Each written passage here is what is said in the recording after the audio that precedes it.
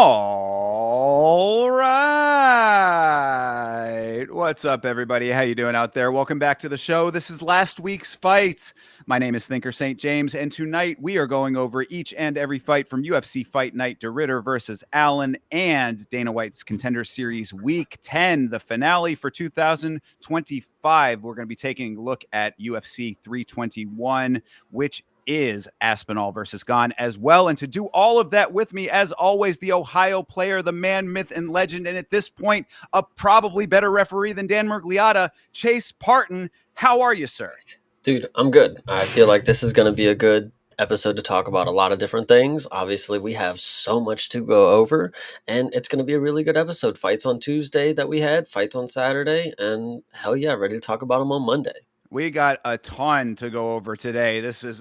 Canada was a whole show and a half out there in Vancouver, and we had quite the finale to the Contender Series as well. If you are new to the show, we're going over each and every fight from these cards. So if you have anything that you would like to discuss in the chat that is not pertinent to the fights that we are talking about at the time, throw it in there. We will come back to it if you remind us, hopefully, because we got a lot to go over today. Hell yeah, and let's just get into it. I would say let's just jump right on in. Yeah, let's go over to the Contender Series to start off. This was week 10 of season 9 of the Contender Series. And man, this was such a great way for this thing to end out. Really, like we were talking about it time over time throughout these Contender Series events. But like aside from week 1, this was a really, really strong Contender Series in general. And like this was just a fantastic card for the finale of this thing.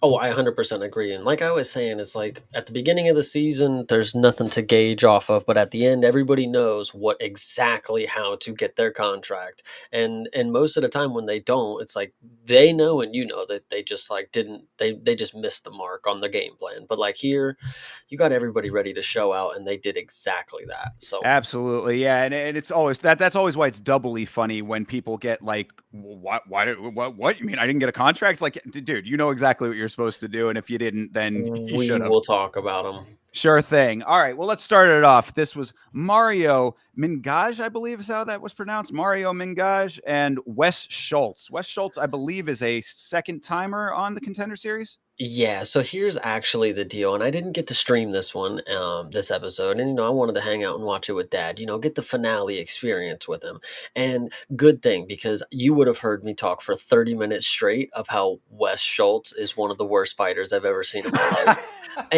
and genuinely, I still kind of stand by what I'm saying because I said exactly this. He was gonna walk in there. You're gonna see a grappler who learned a couple karate kicks and he just don't know how to stop throwing spins and other shit. And that's exactly what he did. Surprisingly, they gave him maybe the worst fighter ever imaginable, other than him, I guess, because Mingaj, I don't know what it is, Albanian. Yes, it's a very Albanish name. Sopaj is the other guy that ends in the AJ. But yeah, Wes Schultz, unfortunately, came in here and got a fucking Suliev stretch on this guy. I mean, how can you say unfortunately when this dude pulls off one of the rarest submissions in the game after having some of the most awkward striking of all time? Like, I don't think I've ever seen a fighter land a sidearm strike in a meaningful way. This dude threw a punch with his arm his like elbow up and over, like he was coming from the side with it, like he was tossing a baseball sidearm, and somehow it worked. And then yes, pulling off one of the rarest submissions in the game, the Suliev stretch, or the banana split, as the Spanish commentary team was calling it. I watched a little of the Spanish commentary with the Vitz King on a secondary viewing, which was entertaining. But yeah, I mean, what can you say about that? It is extremely impressive to see an active competition coming from Schultz, doubly impressive because he's not that impressive otherwise. Yeah, Schultz, his first stint in the Contender Series, he got annihilated by Mansur Abdul Malik, Yes, and yes. it really made him look not very good, because when somebody walked in there with, confidence and imposing power, he literally had nothing for him. And at middleweight, you're going to have that a lot, pal. Like, I mean, even the top guys without the power punch that you would necessarily think, I mean, they're gonna at least walk you down. So Wes Schultz, I'm not sold on this guy because he's kind of just like a Ryan Hall, kind of does a couple karate kicks but knows jujitsu, and I'm just not sold on it. So Oh, well, that's exactly what the chat was saying after this fight. Like literally everyone, and I think myself as well on the watch along was saying it's like, yeah, that's extremely impressive and it's really awesome to see because you never see it. And I loved it. I was like, man, you should watch the reaction to it on the VOD because it really was like, holy crap, that's amazing. But yeah, I mean, the ultimate consensus was like, what's he going to actually do in the UFC? I mean, is this guy going to be able to pull off anything close to that? Probably not. yeah, no.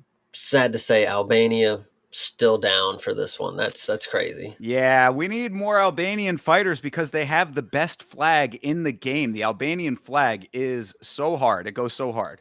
Pretty sure I have the Albanian flag, but I could be wrong. Maybe it's in my Amazon cart. I think it's one of the other. Sure. Well, I guess we need more Albanian fighters to actually win so that you can purchase it. I actually, it obviously is in my cart. Well, it was in my cart because I was waiting to purchase it. I was like, boom, I'm going to get back into the flag game for Albania. And there was no reason for me to buy that flag. So, That's what I mean. Yeah, we need some actual winners from Albania. So, yeah, guys, Albania, let's step the game up over here because your flag goes hard. Chase wants to rep. It's a win-win for everybody if you win. yeah, hell yeah. So yeah, I mean, shout out to Schultz, gets a contract off of that performance. Again, we're gonna have to see what he can actually do in the promotion. I would be very cautious about putting money on him in his debut. 100%. Yeah. All right, next up here, this was the lone, this was the lone downswing of this card, and I think it's okay though because it's like you get a really crazy start to the thing, and then you have a little bit of a dip, and then the rest just builds up, and it's great throughout the whole end of it. But this was an absolutely terrible fight. This was Azamat Nuftalayev versus Jovan Leka. I'm actually having like flashbacks right now for how ridiculous this was. So this fight starts, and Azamat just goes straight for the wrestling and just holds his back for the entirety of it. Holds him on the back, does nothing. Surprisingly, the ref doesn't like separate them because they were doing enough apparently. And then what's really funny, and the comedy starts immediately in this fight because the round ends. First round, this dude crawls to his corner and is laying there taking the biggest breaths. And obviously, I can't spoil too much for what we're going to talk about from Saturday, but dude, this dude was the most exhausted person you have ever seen out of one round of like. I know we see a lot of people huff and puff, but like genuinely huffing, puffing, laying on the mat, like he's like in a daze.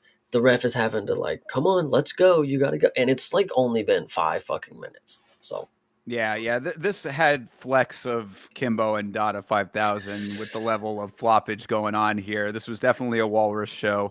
I mean, it was interesting to me. This is a heavyweight fight. Both of these guys seem to be very content trying to wrestle each other. And I remember distinctly we had a conversation very recently about heavyweight wrestling just being kind of goofy in general. So it was like, you have the goofy wrestling of heavyweights mixed with the gassed on both sides eventually in this fight. I mean, it started off on one side, became both towards the end, and it just made for quite the display. this fight was just frustrating because again, you're in the second round and Asmat completely is gassed, and now Leka gets to flip the script, and he has complete full reign to do whatever he wants to this dude, and he chooses to wrestle with him.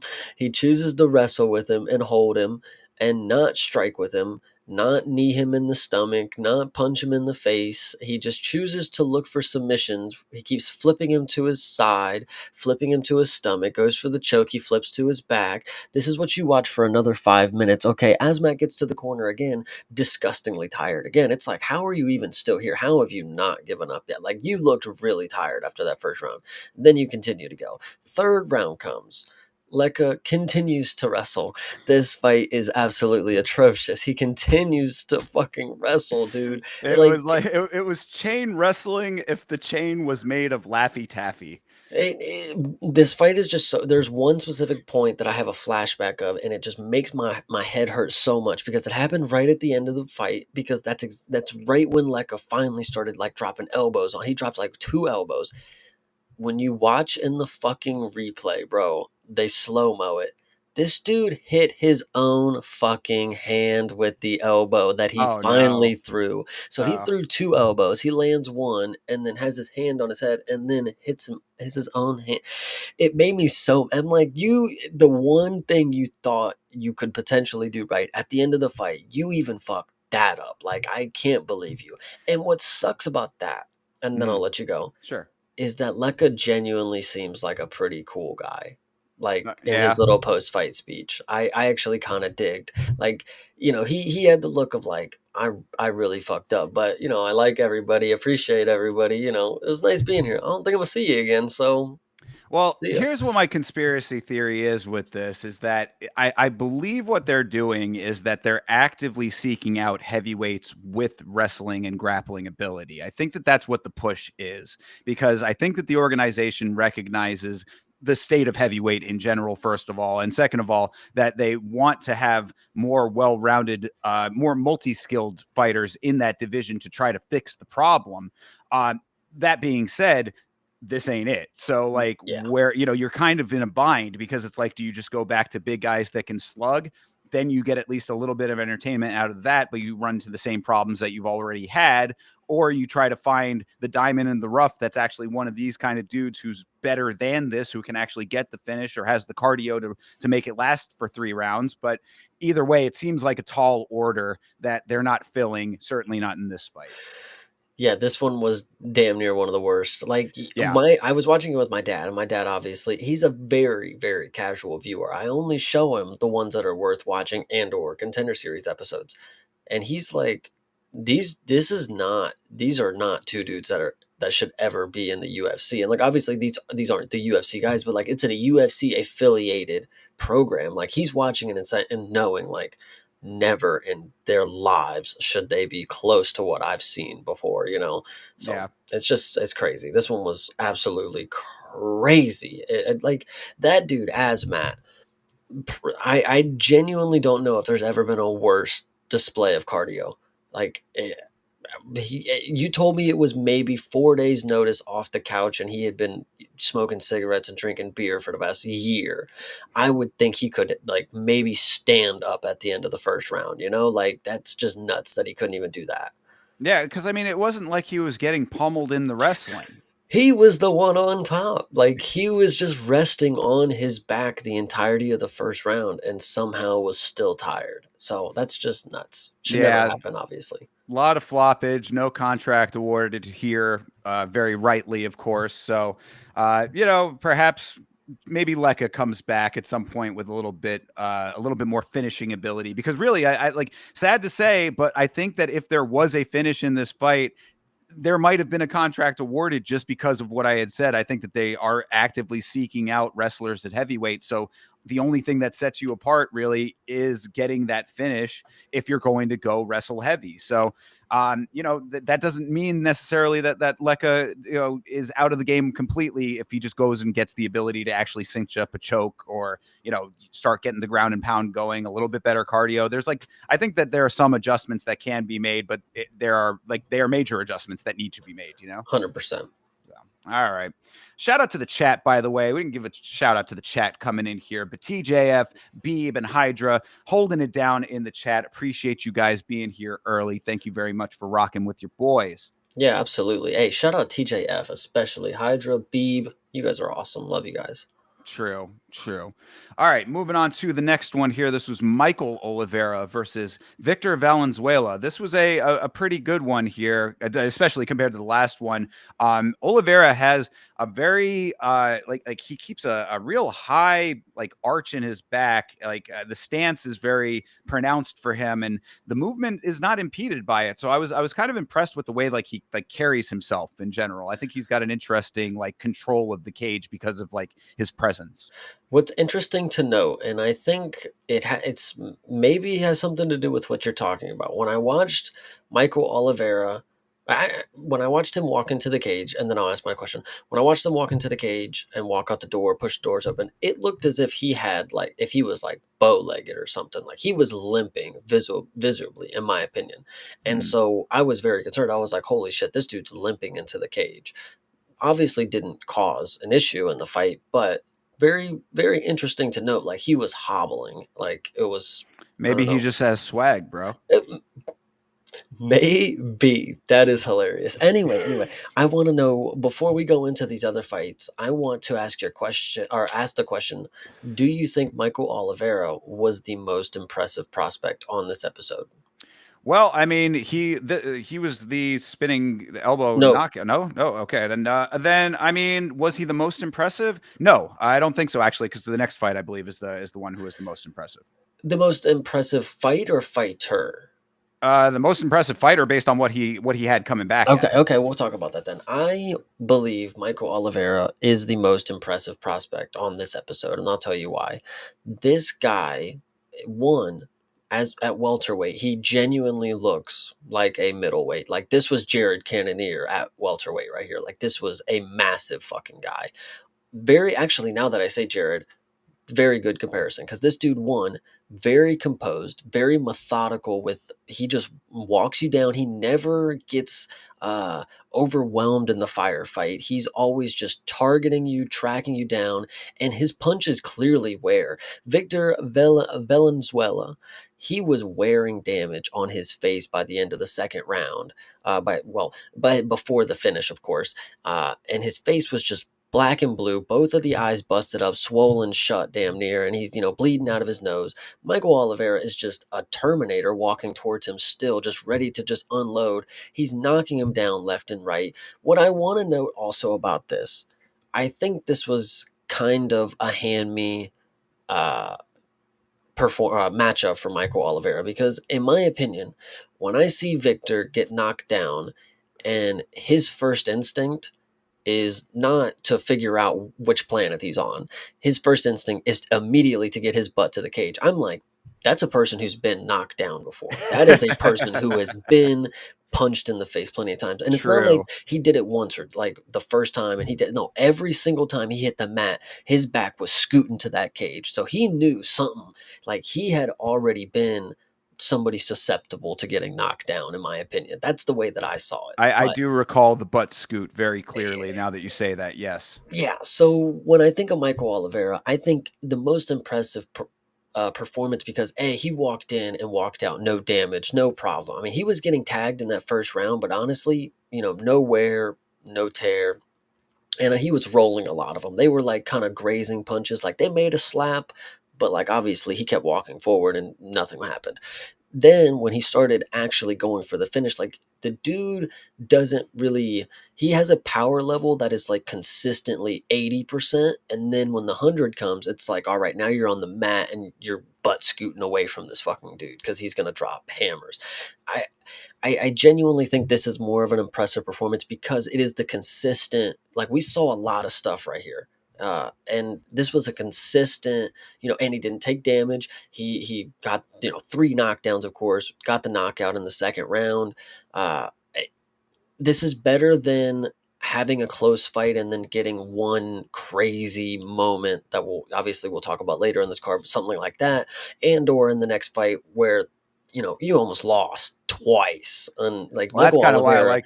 Yeah, no, I mean, I agree. I like that portion of it. But in my opinion, when it comes to the prospects, it's like this dude well, kind of showed that he's a Terminator. yeah, no, you're definitely right. He looked UFC ready from the second Yeah. this thing started. Absolutely. Yeah. No, I will definitely say that he like coming into this, like this guy, like it was very obvious that like there was no figuring things out as far as like how to conduct yourself in the cage. This guy is like he's been there, done that. He is ready for prime time for sure. He's ready for the big show. Yeah, I think that's kind of what I was talking about with his like presence. Like you can definitely tell that this guy's got a command of the cage. He's got a command of the fight, and his opponents are going to have to meet him halfway to even have a chance to stay neck and neck with him because Valenzuela was he was like consistently a step behind, not necessarily because he wasn't trying, but because you had this towering person in front of you who was doing everything right. So yeah, I definitely do agree with you there. There was a lot of skill in Michael Oliveira. He was one that, like, if we talked about like the first fight where maybe you'd be a little concerned about that person coming into the organization and Schultz, this guy coming into the organization is going to do just fine. Like he's going to be a dude to watch out for sure. Yeah, and shout out Hydra. Yes, he was in the Brazilian military or something Yeah, I was like going to that. So highlight that. Yeah, he was indeed a paratrooper. He's a military personnel member down there in Brazil. So obviously some built-in skill set based on that he's carrying over into MMA and doing very effectively. yeah, and once again, I ask, what do they feed Brazilians? Because this guy here, I mean, holy gosh, he's just this is UFC ready. This is the look of a UFC ready fighter, and obviously the performance of somebody who I think is UFC ready, and that's why he gets a contract. So shout out That's to him. indeed. He's on that MRE diet down there in Yes. Brazil. Those paratroopers, perhaps, but either way, the dude is yeah he's ripped. He's amazing, and he is definitely going to be taking heads off. So this is a prospect for sure. That confidence level is very high. Yeah. And actually, that's Yep. actually Cook Hydra. Cook with that comment right there. Uh, Bad on the knees if it was paratrooper. I mean, that's why he has the hobble. Oh, could be. Yeah. Well, I mean, perhaps think that is the case. I mean, maybe there is a foil in the armor then to an extent, something to keep an eye on. Perhaps if you see him having it taking any kind of knee kicks to like the side of the knee, that the nerve that gives out. Sometimes you see fighters like have to kind of do that side step or whatever. I mean, keep an eye out for that perhaps, and maybe that's the Achilles heel. Hmm. But we'll come to that bridge and cross it when we come to it, kind of thing. Oh yeah. So yeah, we're talking about the acumen of Michael Oliveira. I want to definitely highlight this fighter who won here. This fight is Marwan Rahiki versus Anais Malumba. Rahiki, Those are two names right there. I know, dude. Yeah, exactly. You got Rahiki from Australia, but I believe he is, I want to say Moroccan. Moroccan. Yes, exactly. He's by way of Morocco. And Malumba is from the Democratic Republic of Congo. So international affair here, of course. But yeah, I mean, Rahiki was taking some heavy opposition because Malumba came out and wanted to take heads off from the jump. He was throwing some crazy shots. And I mean, crazy and not even in the best sense of the word because it was a little wild. What I said about him and kind of remains consistently from what I've been seeing over the last, maybe year or so as we've been seeing fighters come in is that the Democratic Republic of Congo has a few pieces of the puzzle, but not the full picture when it comes to mixed martial arts. The physique and the power is certainly there, but the actual the control of the skill set is not there for the training that they're getting in the DRC just yet. So shout out to Rahiki for being able to navigate this because he got dropped a couple of times. It was getting a little hairy for him, and he stayed the course and was able to get the job done himself in that second round. So I thought that this was really impressive. This one, I'll start by talking about Malumba, uh, because there's more to talk about with Rahiki. But Malumba, when we were watching the fight, I remember Elite saying like, "This is Dana's going to give them both contracts," and I thought in the moment, I don't think so. Obviously, I think the winner needs to go. Or well, the fight was over at the time, but uh, what I will say is that Malumba didn't necessarily show. I mean, if he would have got the finish, okay, boom, there you go. write your ticket. You got him with a nice overhand, and he dropped him, and the ref stepped in. Which, arguably, that first drop, I mean, he had a lot of fucking time. I mean, those were a lot of unanswered shots, but he did respond when the ref said fight back. So either way, when you get to the second knockdown, which is a really funny moment, I don't know if you caught it. They're showing the replay of the overhand that caught Rahiki and dropped him. And in that same moment, you're watching it, and then you watch the same overhand hit him in the chin again. It's like you're seeing double. It was And that knockout inception. yeah, and then so Rahiki's going flying across the cage again, and you're like, "Holy shit! Did that just happen?" But the fact that Malumba only showed me he can throw one hell of an overhand. I mean, that's basically all that he showed me at the end of the day, because he was getting worked over. Once he didn't get the finish, he blew his gas tank, probably, but he still had a little bit left. Like, they were striking for a good amount of time back and forth. Like, this first round, to be honest, this was one of those first rounds where it end like when you're watching the second round, you look down and you're like, holy shit, there's still another one of these. Like, these dudes were killing each other in this first round. Like, holy Yeah. shit. Because Mr. Rahiki here, obviously one of these other fucking chads, like, these are the type of fighters, like, again, you don't know until it happens, and that's what's beautiful. You got to ride for your guys before you know if they're people who quit on themselves or not. Rahiki, we know that this dude won't fucking quit on himself, because in the first round, again, he gets dropped with an overhand, gets a lot of time to fight back. He ends up getting up, and then he drops Malumba back with it. This one was actually not much of a drop. If you watch it in slow motion, he kind of caught him on the chin, and Yeah, he it's tripped a little bit. one of those double back. It was good for the visual. The Mhm. crowd went crazy. They gave it to him on paper, sure. But then Malumba drops him with the same overhand, and this one was crazy because you could tell Rahiki's legs just didn't want to work, but he was trying, man. He was in one of those dream sequences where your legs are just not fucking working, and then he finally falls down. He ends up getting up, tides turn. There was a massive spinning elbow that he hit Malumba with. And that was a really good one. I don't know if you notice, anytime Malumba gets hit, he has a really like telling reset. Like, he's like, all right, good job. And then he pulls up his shorts, and, like, very, very telling. These are all things that I think he'll work on if he gets another opportunity, which I think he will. But Rahiki, just able to work towards a finish, even when he's on the brink of fucking death, because these Well, are two crazy shots that he got y dropped with. yeah, and what I wanted to say about that is that, Rahiki was at the time, at least, a 6-0 fighter, now 7-0, of course, so undefeated. When from what I had gathered, at least, it seemed like he did not necessarily have, like, the craziest opposition in his previous fights. Like, I don't know, it'd have to go and see, like, the actual nuts and bolts of those fights, but, like, the way that he conducts himself, like, he definitely is pretty confident in there, and it would signal to me that, like, he might not have experienced that level of opposition as far as, like, getting dropped, having to have the wherewithal to get himself back into a reset and all of that. So, like, I think that this was a really telling fight for him. I mean, he even said it himself in the post fight. He was like, "Yeah, it's unlike anything that I had experienced in the cage before." And it's like that was another big reason why I'm pretty high on Rahiki after this, is because to be an undefeated fighter who probably has not experienced that level of opposition and having to be on your game to get yourself back into the fight after taking a hard drop, like, that takes a lot of, like, quick wits. I mean, like, it's something that it's a high fight IQ deal, and it's also something that, like, just physically is taxing. Like, that not everybody's going to be able to shake the cobwebs off in the middle of a fight where this dude is trying to take your head off after you've already been dropped. It's just one of those things. That's why people crumble sometimes. They're just in a haze. They're in a fog. They can't come back. He was able to come back through some really, really heavy fire and flames. So I think that it was very telling that he was able to make those adjustments on the fly, get himself back in, and then the elbows that ended up being the finisher for him were very nice, man. They were some really nice chopping elbows that did the trick there at the end.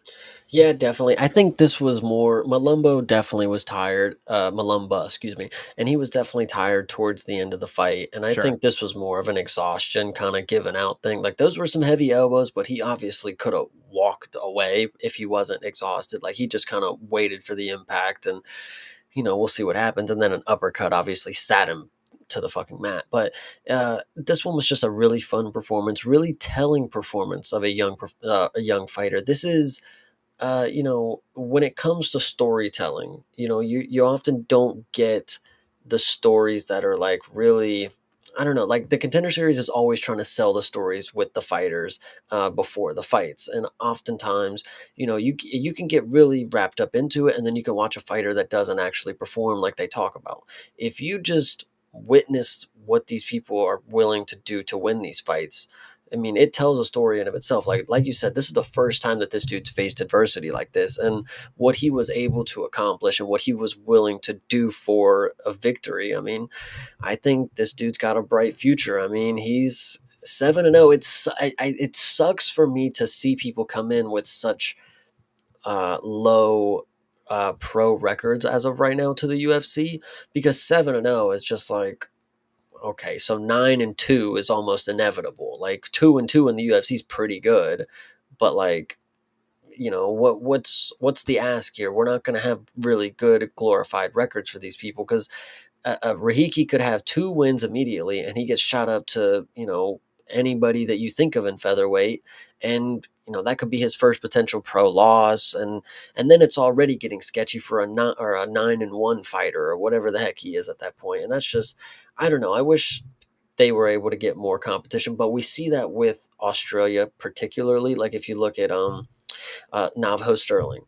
He was 4-0 coming into the UFC because he ain't got nobody else in Australia to fight him. Like, are we serious? Like, what are we talking about here? So Well, I mean, it's that's the nature of the game, though, right? I mean, it's like if you do well, you move up. Like, what are they yeah, supposed to do? Just keep feeding you middle guys forever? you are 100% right, actually. So fair point. Yeah, so I mean that rise and fall on your own merits here. I think that Rahiki will show that that's the level that he's at based on fight over fight. That's how that's going to have to go for him. And if not, then we see where he ends up. But as of right now, I mean, I thought he was really sharp. He was very fast. He had really good kicks as well. I wanted to note that as well. I mean, like his kicks were really crispy at times. So yeah, I like him. The crispness of his kicks, I definitely second. But there was moments. The moment that I agree with what you're saying, I can tell you exactly what he did. He threw like a hook kick around, and it didn't really land. And then he did like a stab side kick, and it was nowhere close. And I was like, he's got some pretty good kicks. Nowhere near the target, but it looked really good. It looked really good in those moments. So, like, it's Just possible. imagine if they had hit the That's target. that's what I'm saying. I was like, man, he looked the part. So shout out to Reihiki. Give you Yeah, that. and I mean, look, as we always say, Contender Series is going to be one level of competition. We'll see what he's able to do against some higher level guys, some guys with UFC experience. But based on what I saw here, I at least think that he is going to be able to hang, and that's what I really am always looking for with these guys. Like, are you actually UFC caliber coming into the promotion, or are you a dude who we're going to be like, wow, he really got a contract? That's crazy. So, I mean, I think it's reasonable to say that since he's from Australia, by technicality, I guess, or nationality, I guess is the more, you know, he's probably going to get a pretty decent sized rocket strapped to his back, I would say. I mean, 7-0, and he's going to get a pretty decent sized name. I can't think of him off the top of my head in featherweight, but I can see it being somebody that we at least know, and it's not going to be some janitor. Are you thinking that Australian privilege is a thing in the organization? Is that what you're saying? It's got to be. Got to be. Well, all right. We'll see what the deal is then. I mean, if that's what ends up happening, then live up to it. That's all that I'm ever looking for, because it's like we get it. Like you mentioned Navajo Sterling, that's what we end up getting. And it's like, yeah, I mean, he is winning fights, but is it what you did? Are you getting out of him what you expected to get out of him with what you're doing with him? You know what I mean? Like, is he living up to the expectations that the organization has for him? Yeah, to be honest, he's going to face off with one of the winners of this next weekend's card. So you should chill out with what you're saying on Navajo Sterling's name. Well, perhaps we'll have to see, I guess. But shout out to Navo Sterling. Shout out to Rahiki getting the job done. Um, Hell and yeah. yeah, I guess that's about it for that one. Also, shout out to CTESPN MMA saying that your boy looks like K Flow. I appreciate it, and I agree. Actually, I do think that that's accurate. Don't know who it is, but what I do know is that if you come to the Contender Series and you are 14-1, how the fuck are you the underdog right now? How the hell are you the underdog? That's so much experience.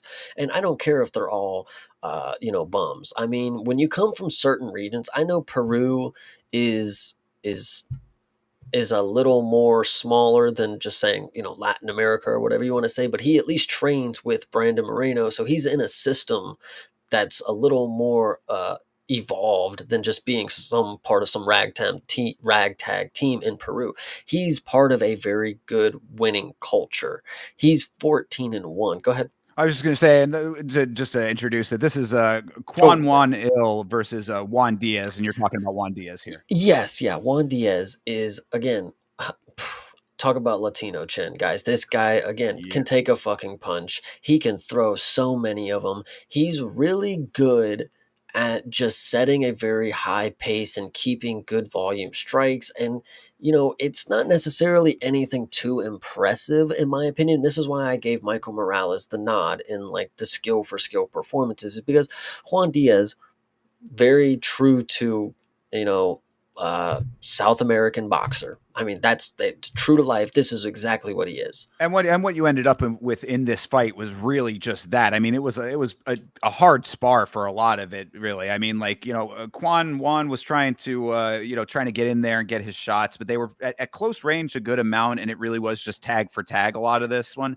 E- So like it ended up kind of being a little bit more like it got a little bit more competitive, and then of course the finish happened, whatever. But like it I was not super impressed by this fight up until the finish. It was good. Like it was not a bad fight. It was certainly a back and forth affair that was even. So it was like, okay, it's competitive. I will definitely say that. But like I wasn't seeing like greatness. And then of course Juan Diaz started to like overtake a little bit more, and Quan just couldn't really keep up with that. And then the finish.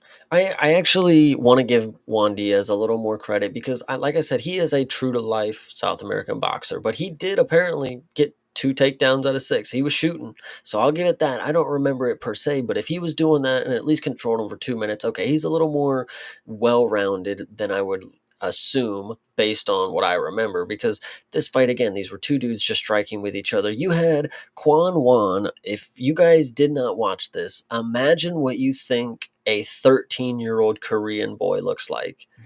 That is what you saw fight in this card. And and I go back to the record. I mean, 14-1 coming into this. If you look back a couple weeks ago with you when you have Martinetti, the dude was 16-1 or 15-1 coming in there. It's like the disrespect that they have on these guys. Like, who do they actually think that they've been fighting? The people who are fighting the real cans, they're coming in at fucking 8-2 over there out of the Republic of Congo or whatever. Whatever the case may be, Juan Diaz was getting just so disrespected that I think having such a spectacular finish, hey, it's going to raise his stock perfectly. And it's not necessarily the performance as a whole, I don't think was going to be the stock raiser that he needed to get the respect. But since he got a flashy finish, people are going to remember that. And then I think he's obviously at 15-1 now. He's coming into the UFC from Peru. That's going to be a very high caliber name out of Peru, of course, and coming into bantamweight. I mean, coming off the first spinning knockout elbow or whatever they said it was. I mean, this is going to be some pretty good stock for him, I think. Yeah, well, I mean, talk about perfect finish. This certainly was that. What I had said about this specifically is that, a spinning elbow knockout takes three components to be effective and actually knock a person out. It takes the accuracy, it takes the speed, and it takes the placement. And he had all three of those down the line, exactly what you needed. It was perfectly placed. It had the exact amount of power on it, and it was thrown with the speed that, to give the power, like, for those to go hand in hand with one another. And I mean, that, like, you just saw this thing land and it was like, oh yeah, that's a knockout. So it certainly was all of those things. Again, if you pair it with the rest of this fight, it's hard to say that, like, because I mean, the whole thing when it comes to a spinning elbow knockout in general is like, are you going to be able to replicate that? Like, it's like, Mhm. how, it's really kind of one of those, I don't never want to say it's fluky, but it's just a hard thing to think that that would be consistent ability that a person would have. I mean, we'll talk about a fighter on the main card coming up that, has a skill that he does very well and gave him his nickname and he was able to pull off. So it's like, it's not impossible to make that your thing, but like when people start to know that that's the thing, then they'll be a little bit more aware of it and probably be able to set up for it a little bit better to not allow it. But so I don't know. I think that like paired with the entirety of the performance, I would like to see a little bit more out of Juan Diaz going into the organization. But certainly, all of what you said is very true. I mean, a spinning elbow knockout like that is certainly. I mean, it's an instant highlight. It's like Yes. you're gonna be seeing that knockout on every intro package for this guy coming up from now until the end of his time in the organization. Well, and he's actually giving Peru once a pretty good name. You have what was Ochoa? I mean, he's pretty decent. And he's a finisher as well. It's given a pretty good name to Peruvians, and I like to go ahead and think that this dude's going to be pretty good. I'm telling you guys, 15-1 is a really good, like, dude. 7-0 for the dude entering the UFC, or 15-1. This is a lot of experience. I don't care if you think they're cans. I mean, he was handling business, and it looks like he knows what he's doing. It's just all that I'm saying. Yeah, yeah, and I mean, as far as Quan One Ill goes, I didn't see enough out of him to think that there really was anything there. So we're gonna have Mate, to he see. got flatlined. There Well, was no. Come on, aside from the end, though, I mean, we're talking. We had an entire full round and a half, or not a round and a half, two but rounds. yeah, for almost two full rounds. I mean, this knockout was at the very end of the second round. So I mean, it's like we had two full rounds of not much. So it's like, aside from him being flatlined, it's like, had the elbow not happened, we probably would have just had another third round of that, and then it just would have been whatever. What I will say, and I'm not trying to create stereotypes, I think Koreans do a very good job of living up to a stereotype of people who are sincerely game when the cage door closes. This kind of made me, when I watched this performance right here, and I know we have a lot of Koreans who look up to the Korean Zombie. When you watch his retirement fight with Max Holloway, that was the only live performance that I've ever seen of the Korean Zombie, and I thought that he was willing to just say fuck the game plan. Like, Max, just fucking fight me. I'm walking forward, hands up, punch me. I'll punch you back. And he obviously got his ass whooped, but like, I respect the effort. And like, when I see Quan Wan in this, I'm like, these guys truly do want to, like, they just want to kill each other in the cage. And like, I respect that. They go for it. Well, it's funny that you mentioned the Korean Zombie because, what I had said about this fight too was that it reminded me very much of the Korean Zombie versus Yair Rodriguez, where Korean Zombie said, "Hey, let's throw down," Yeah. and Yair caught him with a spinning elbow that knocked him out. So, Koreans susceptible to the spinning elbow, perhaps, but yeah, I mean, that doesn't necessarily have to be the case all the time. It's just kind of what happened here and what happened there as well. So coincidence, perhaps, but yeah, definitely game though. Yeah, definitely game, and just, I guess, need to have the defense to back that gameness up, right? I don't think so. I think it's more of just be a Chad and just see how it works out. Fuck it. Fuck it, indeed. Well, so we'll see if Quan One ends up coming back, but I didn't see enough to think that he should, I guess is what I'm saying. Yeah, 100%. All right, well, let's finish this thing out here with Freddie Vidal and Levi Rodriguez, or Levi Rodriguez, I believe, Brazilian guy here as well. So yeah, Freddie Vidal coming back for his second go around this season. Of course, he was on the show earlier. He had come in on short notice, looked a lot better physically coming into this fight, but did not perform much better. I want you guys to just go ahead and remember, this guy is a gym teacher. Like, literally, and that's just the straight up facts. He is a gym teacher. Should you feel bad that you thought he was going to beat somebody who trains and grew up training Muay Thai, a black belt in Muay Thai at that, at light heavyweight? I was skeptical to believe that we're going to see this big old Muay Thai guru, We just don't normally see Muay Thai specialists. But when it comes to one in the region of Asia, we don't see larger Muay Thai specialists. Brazil, I'm starting to realize that's possible. They train Muay Thai down there, and they can be larger than life because Brazilians obviously eat the other Brazilians around there and just double in size.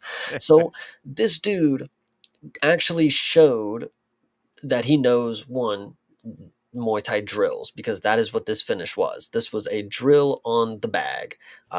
This guy, Freddie Vidal, got his second opportunity. Dana White blessed this man with two chances on national television. And he came in here and did the exact same boring shit that he was doing in the first fight. Dana, dude, did you He hear? ripped him apart on He the during the contracts. yeah, so very warranted. But Yeah. Levi Rodriguez, I think I'm very again I love to see the knees that finished it. It was a good one, good knees, good little clinch work. But I would just like to see more. I would like to see more out of this Muay Thai Brazilian light It, heavyweight. well, definitely that. And I mean, it is light heavyweight. So, that style can be effective. We've seen Khalil Roundtree do pretty okay with it at times, but then we've also seen the opposite. So I'm going to need to see a lot more and a higher level of opponent for sure before I'd be putting any kind of backing on Rodriguez here. But yeah, I mean, Freddie Vidal really is the story of this fight, unfortunately for him. I mean, also being a Serra Longo guy, you'd think that there would be a little bit more to him than that. But yeah, comes in there immediately trying to clinch on the cage. I think that was Dana's big note. He comes in trying to hug on the cage like he did in the first go around. It's like, what did you think was going to be different? Getting your stomach in shape is not going to change the outcome of your fight if you're going to have the exact same attack strategy, which is what he did. So shout out to Rodriguez for recognizing that, saying this is exactly what I need to do against a guy who's going to do this. And he did just that. I mean, he came in with a solid strategy that worked for him. And yeah, Vidal just kind of really, he airballed his shot, which is unfortunate when you get a second one, which is rare on this show. Especially in the same season turnaround. Correct. Yes, absolutely. What I think is really funny also is so after people win fights, on the Contender Series, they go over to Dana and they're like, thank you for the opportunity, I appreciate it. After this fight, Levi Rodriguez is just walking around doing his thing. Dana's going to him, hey, thank you for this performance. Like, Yes, holy thank you shit. for getting Freddie Vidal out of my hair. Yes, literally. So that was pretty funny. Unfortunate, but Yeah, yeah, no, fine win and a fine way to close this thing out. So Rodriguez got a contract. So did Juan Diaz. We didn't go through all the contracts, but yeah, Rodriguez, Juan Diaz, Rahiki got a contract, and Michael Oliveira definitely got a contract. No contract in the heavyweight fight, and Wes Schultz also got a contract as well.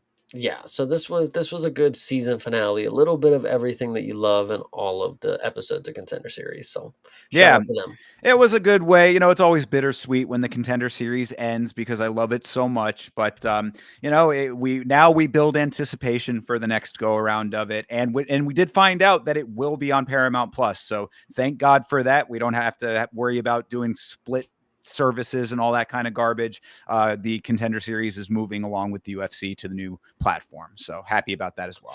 I'm telling you, I think it's very possible, guys. We're gonna get a second season or potentially a longer season of Contender Series because 7 years of Paramount, they're gonna milk it. They're gonna figure out what is the best opportunity to get the Contender Series where it needs to be, and if they're moving it to Paramount, more episodes or another season. There's Well, plenty of fighters in this world. and I have never been more for anything in my life, if that is the case. I know you say I'm not on Twitter very often. I did see somebody on Twitter make a Galaxy Brain comment that the Contender Series is like the college football of the UFC.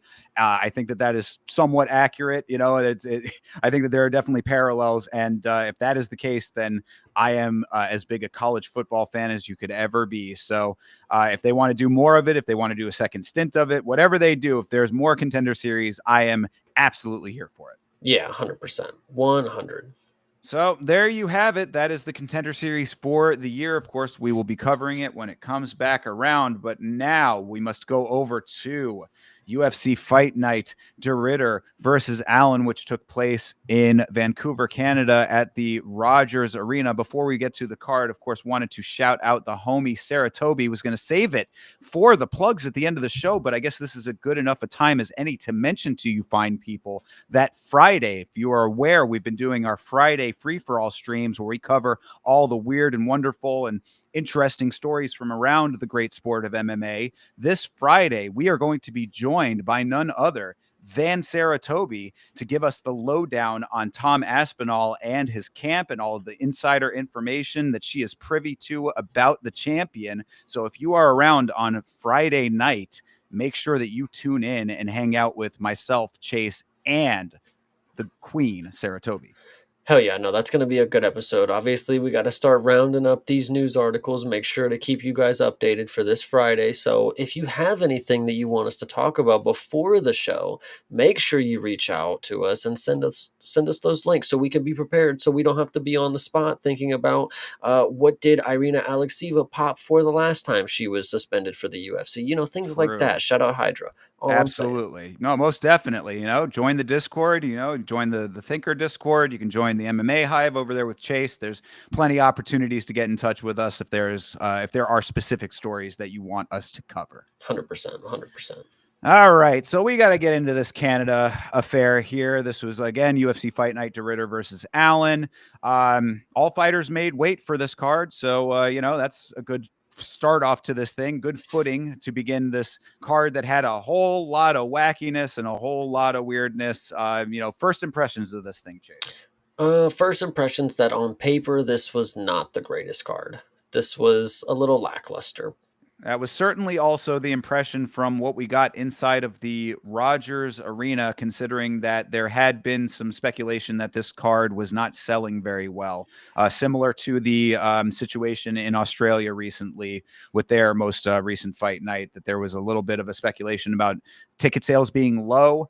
I do recall at one point seeing an entire bank of seats being empty. I'm sure that probably filled out over the course of the evening, but again, just speculation. I don't know what the actual gate was on this card, but it could very well be because of the quality of it. And, definitely the main event taking a hit with Fluffy Hernandez having to drop out. That was a big factor in this, I would say, as well. And of course, what we ended up getting was something I don't think anybody could predict. So, I guess that's my first impression of it. Yeah, I'm ready to just get right into it. I would say so. Let's do it. Let's start off this thing with the first fight of the evening. This was Melissa Croden versus Tainara Lisboa. What'd you think? This one was like we sometimes get these. The UFC knows how to match make a woman's fight to start off a UFC card. They 100% know how to make you watch two women who genuinely do know how to strike with each other, and they're willing to put their face in front of punches just to give some back. And this was a really close performance up until the finale, I thought. What was interesting to note about this is that the first round was very close. Second round started, and you could notice that Melissa Croden was like actually winded. Like she was out of it up until basically the halfway mark in that second round. And then she. This is, I think, this is what you would call intangibles. She has something that not many people have. She had the ability to turn the momentum back into her favor right at the halfway mark. So round one was close. Round two is certainly leading towards Lisboa, and you're thinking, oh my God, Croden's gassing. Lisboa is going to take over, and potentially she already won the first round. She's going to win this one and the next one. But Croden was able to just kick on the Jets and have if anybody out there is a big fan, and maybe you shouldn't be a big fan just because of the people who created it, but Drake and Josh was a great show back in the day, and there was a joke in there, and they're like, "What does E mean?" Maybe it means extra fuel. This is what Croden had right here. The E light went on, and she was able to finish a round strong. And not only the round, she came into the third round with extra energy and finished her. It was a great performance. I'm not gonna lie, and she's pretty fucking massive, by the way. So True. Yeah, definitely. Yeah, she is especially compared to Lisboa for yeah. sure. She was really towering over her at times. Yeah, no, I honestly I think that you really nailed that assessment. That was really spot on. I said that Croden was scaling for late game. If that was an intentional move, then amazing. If it wasn't, and she was just able to dig deep, that's even more impressive. Because yeah, I mean, this was a little bit, the first round was a little bit of a spar. It turned up a little bit at the end. It was somewhat slow. It wasn't necessarily like keeping interest 100%. I thought that Lisboa had some nice boxing combinations. She's got fast hands, at least early in the fight. And she was getting past Croden's ranged attacks well, because like you said, Croden was bigger. So like she was having to get past the, the teeps and the legs and stuff. So that was all pretty decent there. I thought that Lisboa had a good handle on the fight up through that first 1.5 rounds. I mean, it was straight shots that were messing up Croden's nose. The clinch control was there as well. And then all of a sudden, like you said, halfway through the second, Croden just flips the switch. She turns the fuck up. I mean, she reverses the clinch, lands those heavy shots, and then she does a really, really nice sequence where she walked forward punching, which we've seen from other fighters, like do it to like, get the opponent on the back foot. But Croden was actually like landing those shots as she was going forward. Like she might have missed one or two, but like kept the pace of the march so that she actually got a couple of those off. And it was like, that's some really impressive work right there, especially for a lady who had already been taking some decent amount of strikes, at least in volume. Power is whatever, but like the volume was certainly there on both sides. So this was a really big turnaround for Croden, and she basically just overwhelmed Lisboa after she ended up gassing. So I mean, smashed her until she couldn't continue and gets the TKO. I was curious if you thought it was a slightly early stoppage, but I didn't necessarily think so. It was maybe slightly questionable, but not not enough to make a thing out of it. I don't think I remember in the moment. I wasn't gonna bring it up because it wasn't a big deal to me. She was getting her ass handed to her for Right. so Yeah. rightfully so. I mean, and yeah, and I think Hydra, how is Croden the Canadian woman who got a finish on I Saturday? know. Yeah. Especially the reason why that's also so important. Not just why is she the Canadian woman, but she's also just a Canadian woman. We don't know who she is. Like she just kind of came in out of nowhere, and magically she might be potential top of bantamweight division material. So There you go. Exactly. That's what I was just going to say too. It's like, she's the Canadian that could be next up based on a performance like this. I mean, we'll have to see what she can do against higher level competition, of course, but she certainly went out there and was able to flip game on Lisboa in a way that I don't think anybody could have seen coming based on the first 1.5 rounds. So really impressive there. And also, Chase, I quite enjoy her nickname being Scare Croden. I was like, okay. I honestly thought it would have been kind of maybe harder if she was just the Scarecrow, but either way, I'm good with it though. I think it's pretty cool. I also do remember it because it's not Scare Croden. It's Scare. Her nickname is Scare. So Well, she's Melissa Melissa Scare yes, Croden, but right? I think it's even more funny because like obviously like you said it could be Scarecrow and they could call her Scare Croden, but like no, it's specifically Scare because it goes with Scare Croden. Like and it's unique in a way that anybody else would be the Scarecrow or Scarecrow, but no, she's Scare Croden, and I kind of dig it. It is pretty fucking funny. Like, Yeah, yeah, I like it. And Hydra coming in saying that he didn't like the stoppage and it was just extra crap on top of crap when it came to the reffing. Trust, we will get to that, brother, because maybe, yeah, plenty, maybe I plenty just to say about forgot it. how bad this one was because of the other ones Oh that no, we're no, gonna get this into. this was minor compared to what we will be talking about. That's why I said at the start of this thing we got a lot to talk about. Trust that we are going to get to all of Yeah, it, and there is plenty more, plenty worse than this one for sure. yeah, So yeah, good performance for Croden though. A nice way for her to enter the UFC. yeah, 100%. All right, let's move on to the next one here. This is Azamat Bekoyev, I guess is how they pronounce it. Azamat Bekoyev versus Yusri Belgarwi. Of course, we had talked a little bit about Belgarwi on last week's show, and I was saying that, I didn't remember the exact weirdness from his Contender Series fight. Well, I went back and listened to our show. It turned out that Belgarwi ended up getting a point deduction for eye pokes in that fight and then did not get a contract. So I am happy to report here that Belgarwi did not poke any eyes in this fight. So really, aside from that, I had no other preconceived notions of him aside from knowing that. That being said, I thought he conducted himself pretty well in this fight.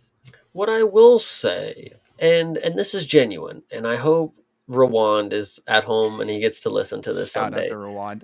I mean this in the most positive way possible. That when I lose to you, I do feel something inside. It hurts because, and I've been wrong about fighters before. Like I can, sure he showed out. Like actually, Yusri had a really good performance. I can totally admit he made me eat a lot of words, and it's not even like I just don't like this dude or anything. It's just I was skeptical to believe that he was anything decent. Bekoyev has definitely proven that he's been something before, so I would like to see you, show me what's up.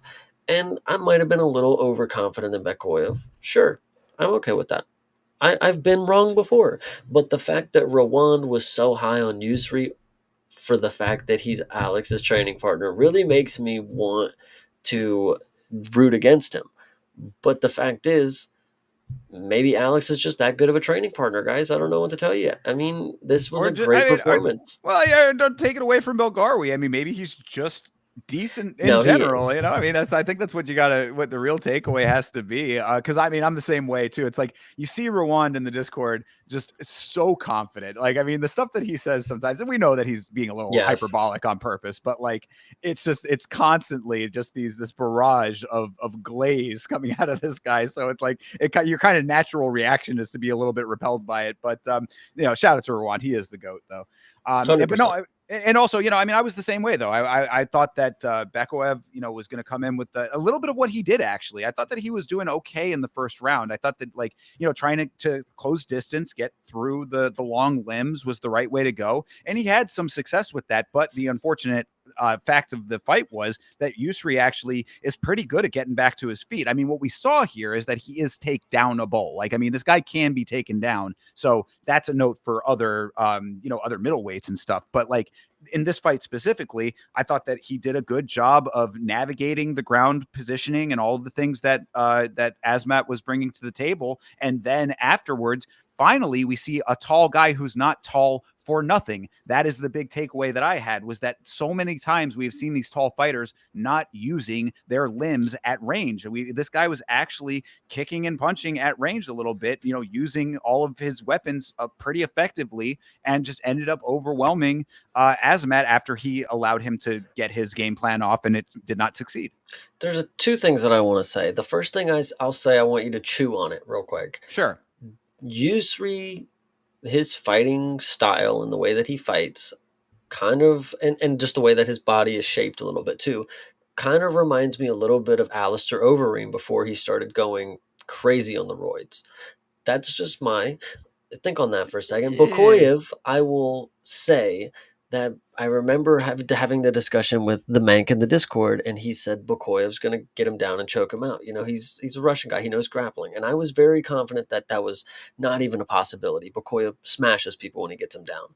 When Bokoyev was wrestling with Yusri, he lacked the ability to threaten any finish on the ground because Yusri, he just had no problem getting right to his knees, standing right up. There was no threat for him to get his neck taken. There was no threat for him to get any sort of submission attempted on him because Bakoyev doesn't practice it, apparently. His game plan was to just get him down and smash him. And when we were in the position of getting up and halfway, he didn't have the knees to the body or the pepper in the strikes or, the collar tie or switch to the neck, cradle him, anything like that. Bakoyev was lacking. All he had was that shitty fucking. Listen, Habib was able to make it work. It was a different time as well when you pipe the leg, you wrap the legs up, and then you can just sit on them and just people are getting wise to that and they're able to slip their legs out. Especially with Yusri, if you sit on his ankles, dude, you're still 4 feet away from his face. Like Right. Yeah. so it was unfortunate for Bakoyev to not seem like he had the in between game of the ground and then the striking. He didn't have the cage work where Yusri's going to have one knee up and one knee down type of position.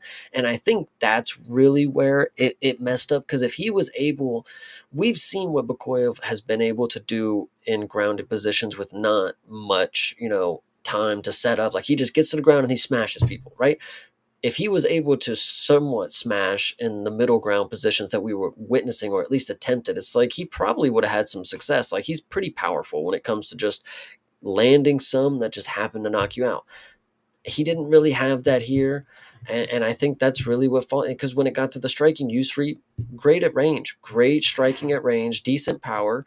Bakoyev, what I will say is Bakoyev actually was getting to the inside of the striking a decent amount of time, like you were saying, in the first and beginning of the second round, especially. There were some shots where I was like, he's going to tire him out, and that overhand's going to land. He couldn't. He almost had it right there, but he just didn't have it. He Well, just and didn't that have it. that was also going to be my note too. Is that in the flip of that is that like he was doing so much work to get past the range and to close the distance that I think that it is very unfortunate what you were talking about, that like those middle sequences not being there. Is it's like he tired himself out just doing the Yeah, initial work. That it's like you really got to have the cardio to back that up and keep going through the sequence, and then also actually make the attempts on that. So you're right. It's like it's a two-pronged thing with that, and not having both of those elements of it really kind of signaled a bit of a problem for him, especially as the fight went on, because by that third round the body language was terrible. I mean, he came into that third round looking very,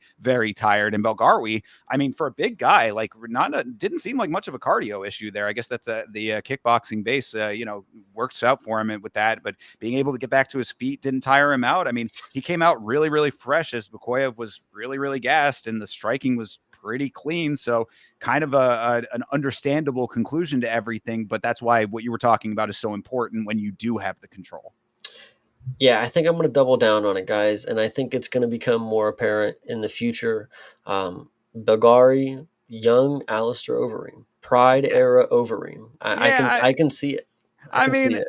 I think he's a little. I mean, Alistair Overeem was tall. I don't know if he might still be a little bit. I don't know if Alistair Overeem was ever as slender as that. I know he was definitely thinner than Ubereem, of course, but like Right. but yeah, I mean, look, if that is I'm sure that he would appreciate that comparison. So if he can live up to that, then A plus. And listen, I mean, I'm not trying to hop on the bandwagon, but like I can see the vision now. If this is what he can do to succeed against somebody like Bakoyev, I'll have confidence in him. Bakoyev is pretty good in my opinion.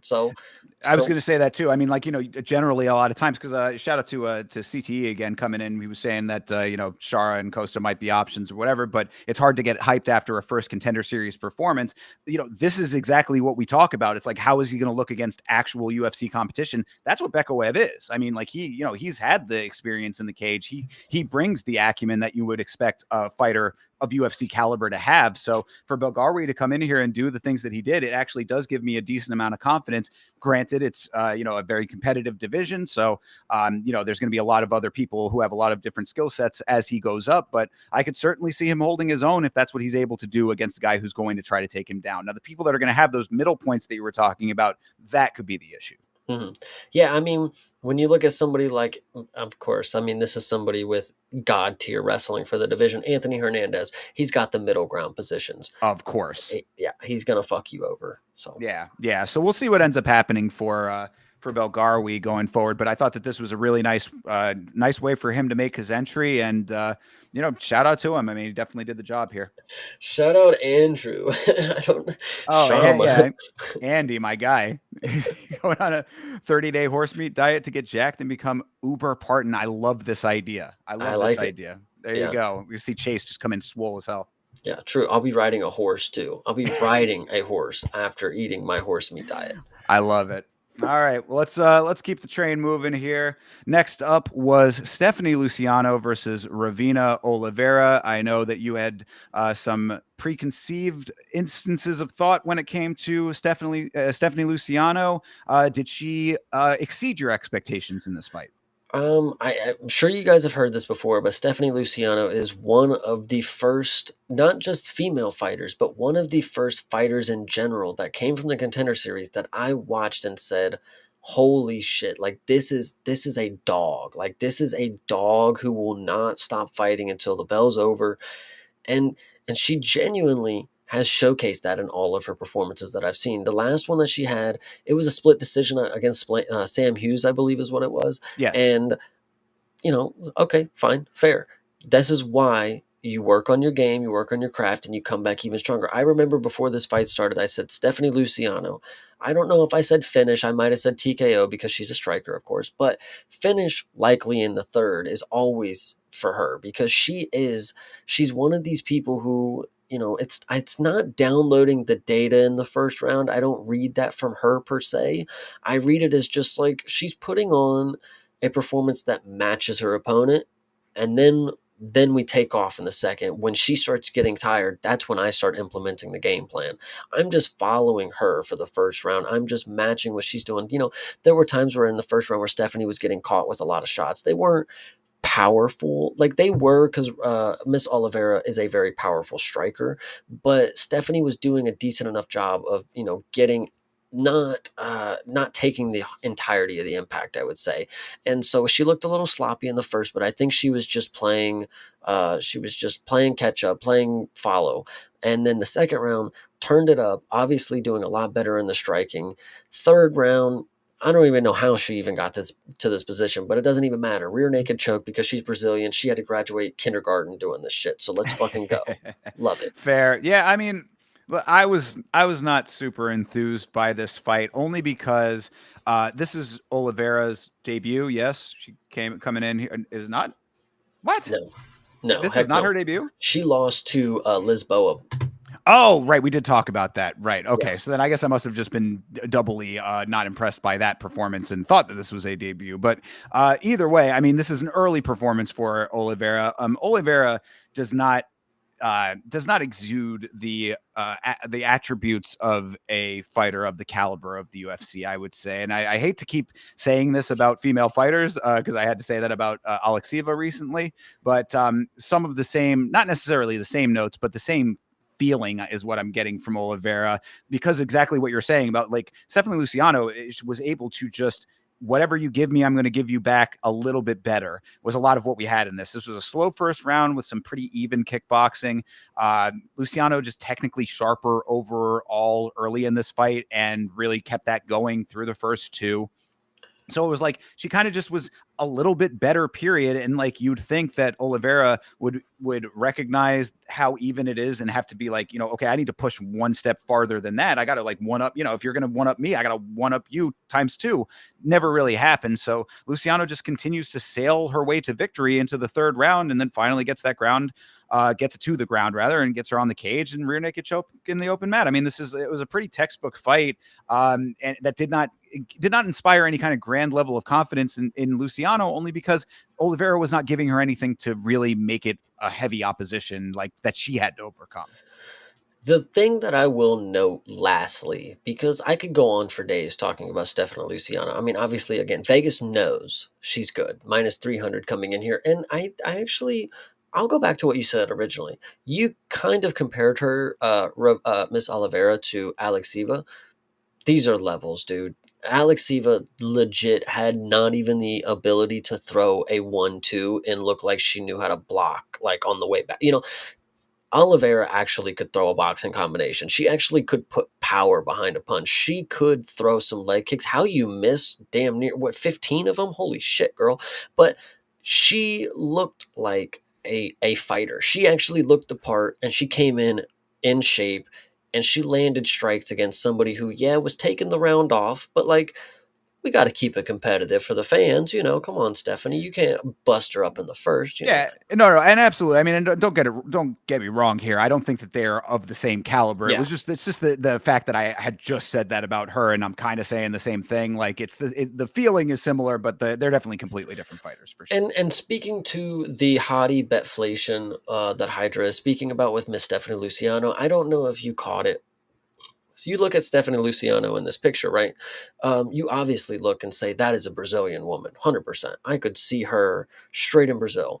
Now, when you hear her talk, she has the most harsh Brazilian accent, and it is very heartbreaking because she is so beautiful, and it sounds like she's been smoking cigarettes with Pratas. So Okay, well, I mean, some people are into that, perhaps. we'll see. But, either way, Stephanie Luciano, great performance. And I am always here to watch another one. And like I Uh, said, one of the first people to get me like back into watching this sport live. I, Like, she's I, I awesome. would I would class this as hottie glazeflation right now, is what I think I'm No, hearing from are you. you kidding me right now? Stephanie Luciano, chat, let me hear it. Stephanie Luciano, she's definitely pound for pound, like 4 or 5. She actually was on the pound for pound list for a good amount of time. If you go back on the channel, you can find receipts. But either way, I think this was a very fun Brazilian versus Brazilian matchup on the Canadian card. I was less than impressed with this one, but look, a fine win for Luciano though. I mean, I can't take away the victory for sure. And I mean, again, this is a rise to the levels kind of situation. It's like if Oliveira is not going to give you any more than what she's giving you, then you do exactly what Luciano did. So there's nothing to take away from the victory for sure. I just didn't think it was that great of a fight. Where do you classify this performance with the performance from Luana Pinheiro, where she got a third round finish, but it was more or less that she was coasting in the lead comfortably, and then ended up getting the head kick finish on Miss Carolina, compared to this performance where it was very close ish, but it seemed like Stephanie was making it close. Like she wasn't taking away from it.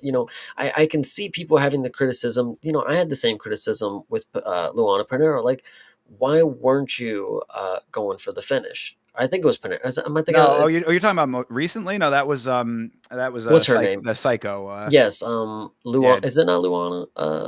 Something. Oh my God. Yeah. No, I'm blanking as Fuck her. well It here. doesn't matter. Either way, Stephanie Luciano, I could criticize that she had a slow start and then work towards the finish in the same way that that woman did against Carolina. But I think Stephanie Luciano is a little more of a prospect in the sense where I see her growing into more with that fighter from the other week. I'm not necessarily seeing that there's more to develop there. She didn't seem like she wanted to showcase more in that fight. She just wanted to do her thing, have fun, and then eventually she got tired of fucking playing around with her and then got her out the fight. This right here seemed like Stephanie had to still work towards the game plan. Like she struck with her, gassed her out, then got her down, then we choked her out. Like there was an inevitable, you know, inclination there. I don't know. True. It was a Julia Pilastri, by the way, is who we were That's referencing. who we're thinking about. Luana Pinheiro, again, another random Brazilian. My apologies. No, but I get you. I mean, look, yeah, no, like all of that is fine. Like they're like, I'm just talking about this fight in this instance here. You know what I'm Mhm. saying? Like she certainly could. I mean, like, I guess the only thing I would say to that, like that thought process, is that if you get enough fighters in the same boat, then they have to start taking each other out. You know what I Yeah, mean? Like eventually, you're just gonna have the herd thinning naturally because like you're gonna have an even across the board kind of like baseline of like the female fighter, and then who's just going to be able to be the one to rise up. And that is what Ravina here had the opportunity to do. She yeah, could have been the one to say, okay, I'm going to overstep you. I'm going to overtake you in this competition here. When you're able to get off all of what you want to do, I'm going to be a little bit more creative. I'm going to be a little bit faster. She just didn't have any like emphasis on any one element that elevated her beyond Luciano. So Luciano stayed the course down the line. Easy, pretty. I mean, in the grand scheme of things, a fairly easy win, I would say. yeah. Yeah, no, this one was good. I like this one. 7-2 for her is unfortunate, but I think she's better than the record's gonna allude to. And that's most women's MMA. She's So turning the corner. You're saying, yeah, yeah. I think that might be somewhat accurate. We're gonna have to see her against a little bit higher level, I would say. 100%. All right. Moving forward here. This is Danny Barlow versus Jordan Santos. This was a pretty sluggy matchup here. These guys were very comfortable throwing hands, and they were very comfortable doing it at very close range with each other. That was the note that I had, is that these guys were in each other's faces for a lot of this fight, and they were just winging shots. I mean, like, rock'em sock'em robots if you want to do it. Danny Barlow was much more game in this fight than he generally has been in fights past. I wanted to give him a little bit of credit even in defeat here, because there have been times with Danny Barlow where I've been like, I don't know if he really like is about it like that. Like, kind of been skeptical of him. He actually was willing to trade here. What are you looking at me skeptically for? I think you're overrating potentially maybe 2 to 3 instances where Danny Barlow decided to stand and trade. Oh I no, there was I more than that.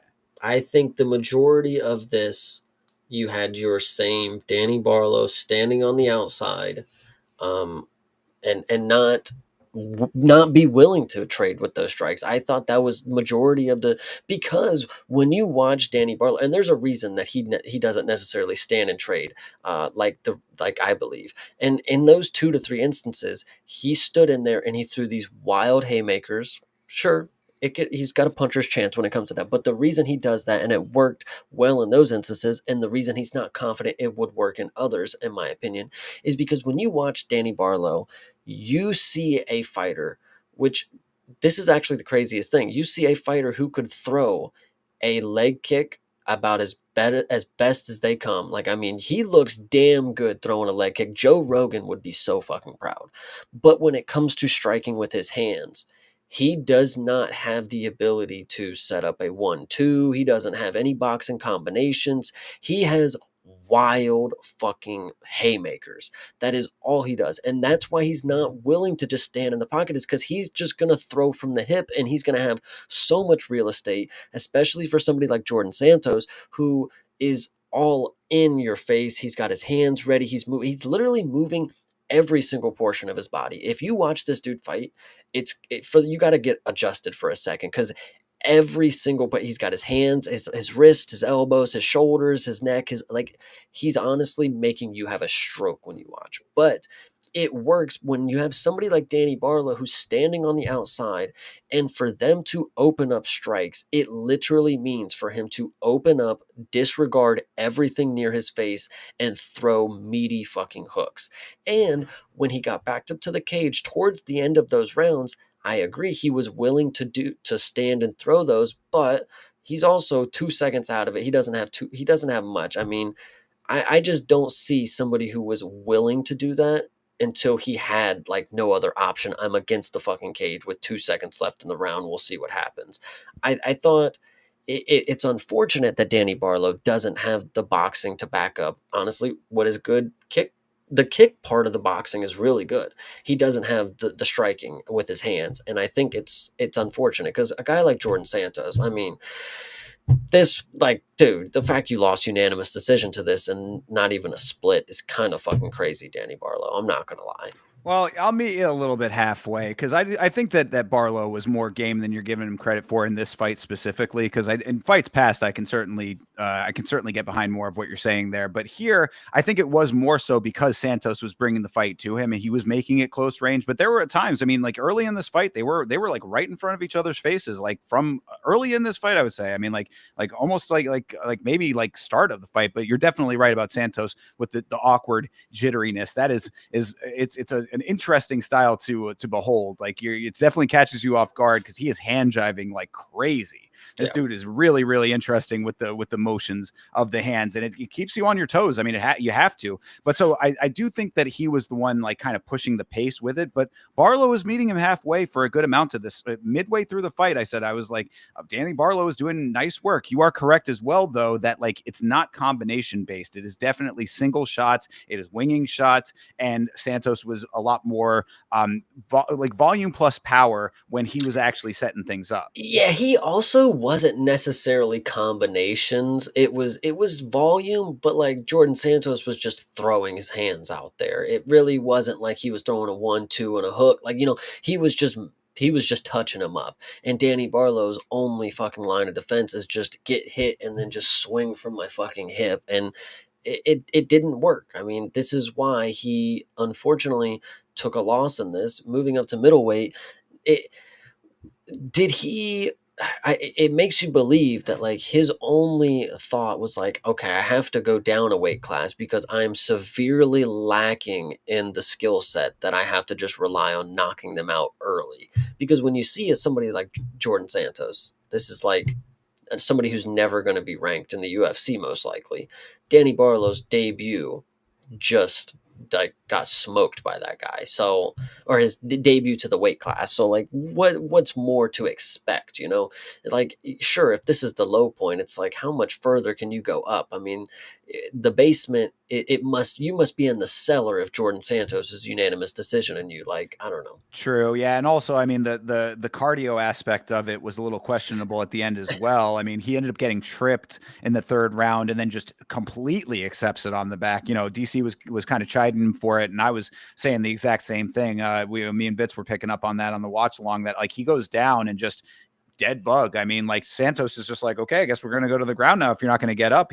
Santos was completely fine on his feet. You know, he was happy. Like Santos does have a good chin. I will definitely say that about him. He's kind of like an old school brawly kind of guy. Like Yeah. he trusts his chin. So like come in here and give me your best shot, and he'll give his best shot. And so when Barlow was on the ground, he's like, oh, I guess you're gonna stay down there, huh? And then he just followed him down. So like that was really a bad like look optically. Yeah, Jordan Santos, when I say specifically, Latino strikers, you could get your Mexican boxers. We had the Peruvian guy who was a very eccentric kind of striker. Jordan Santos kind of fits into that. He's just a hard nose, get in your face and just punch you and get punched back kind of. It seems like he's one of those guys that thrives from getting punched back. So I kind of Right. dig it because he is somebody that I can tell you is going to end up getting probably flatlined by a good performer. Um, and that'll be a fun performance because it's somebody that I know is like not easy to put down. Like this is a guy who's wanting to, fight the best of the best. He wants the killers. Danny Barlow is supposedly that killer. That's he's moving up. Like now he's packing more of a punch. No, he literally still just gasses out and does nothing after a round. So whatever. Yeah, yeah, never been too high on Danny Barlow. This certainly does not raise his stock in any way. And I mean, except I did think that, like you said, he was getting pressed in this fight, so like he did have to be a little bit more active than he normally would have been, which I did appreciate because it was like, okay, like if his back is against the wall, he is going to punch his way out. So I appreciated that. I give him a little bit of credit for rising to the occasion, so to speak, but as you said, I mean, Santos getting the unanimous decision on this one, A, is warranted, and B, does not do any favors for Barlow. And really, honestly, I mean, not like you said, not really too many favors for him either, based on what we saw there. I mean, go out and finish that fight if you have that much of a confidence in your Yeah, hands and your chin. true, So. 100%. Yeah, all right. That's that, I suppose. Let's move on to the next one here. Oh man, well, this was one, both of us saying that Hyun Sung Park was going to be better. I guess this turns out to be a bad call. It's Hyun Sung Park versus Bruno Silva.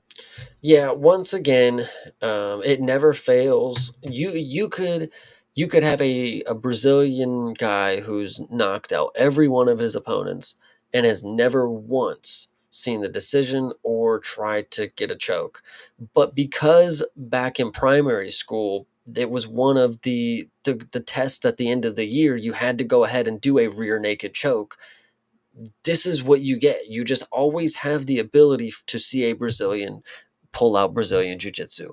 It doesn't it actually doesn't surprise me. I mean, I should be because it's Bruno Silva and I think he only has 2 or 3 subs on his record and I don't think any of them were in the UFC, but I could be mistaken. Hyung Sung Park is somebody who is a grappler. He is a striker, I mean, as well, but like he's one of these all-around guys that we know has decent grappling and or well we thought. And to get submitted by a striker who's also aging out of existence in this division, it's just unfortunate to see.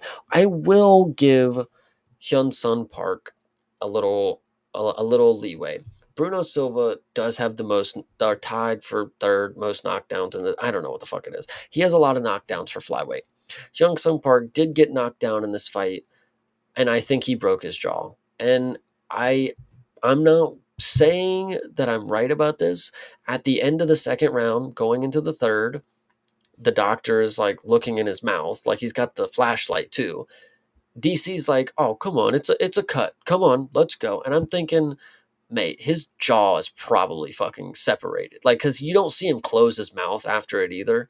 Like, I, I don't know. I think he was kind of fucked up. Cause like when I think of what I've seen, what like a jaw dislocation kind of thing is like, that kind of looked like what it was to me. And getting punched in the face, knocked down, I mean, that seems like it would probably do it. I mean, that's probably what does it. So Yeah, I like the line of thinking because that is a note that I have. Is like this was one of the earlier moments of referee fuckery when the ref calls the doctor in to check Park out for what seemed like no reason, but I mean, you are making a decent case there. dude, I'm telling you, because after that, like he just one the way that he was looking in his mouth, like it wasn't at his lip. It didn't look like he was looking at his facial structure, and then Sure. and then Hyung Sung is like feeling his face, and then he goes back in there and he doesn't close his mouth ever again.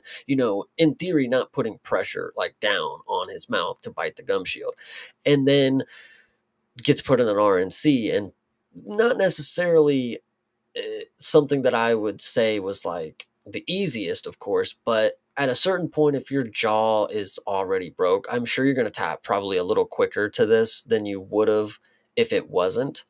And I think potentially, I mean, this choke specifically, no, he was ripping his fucking head off, but like, I think there might have been more of a chance if Hyung Sung was. I don't know. I would like to believe I think his jaw was broke. That's just my opinion. I don't know what could have happened if it wasn't, but in my opinion, I think after the knockdown, Bruno Silva is a hard hitter for flyweight.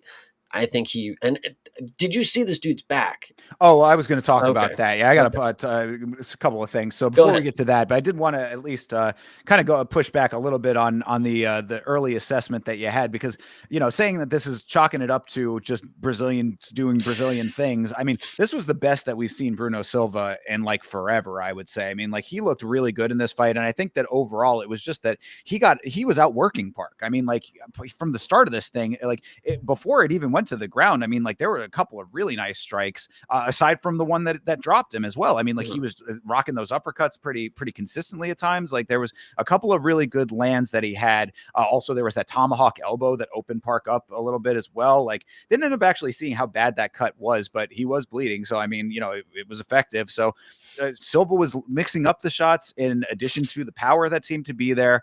The wrestling was there for Park a couple of times, but Bruno was able to hang in. He negated the offense. I thought this was a solid performance for Silva all over. This was a very well-rounded early performance. And of course, then Park ended up getting dropped as well. Bruno gets that really nice double leg thereafter. I mean, like this is just like point by point of like kind of masterful performance, I want to say. Now, I mean, I had more faith in Park, so it was like I was a little bit perplexed. I'm like, where are you, Park? Like Bruno Silva's working you over right now, but it just kept going. So I got to give him credit for it.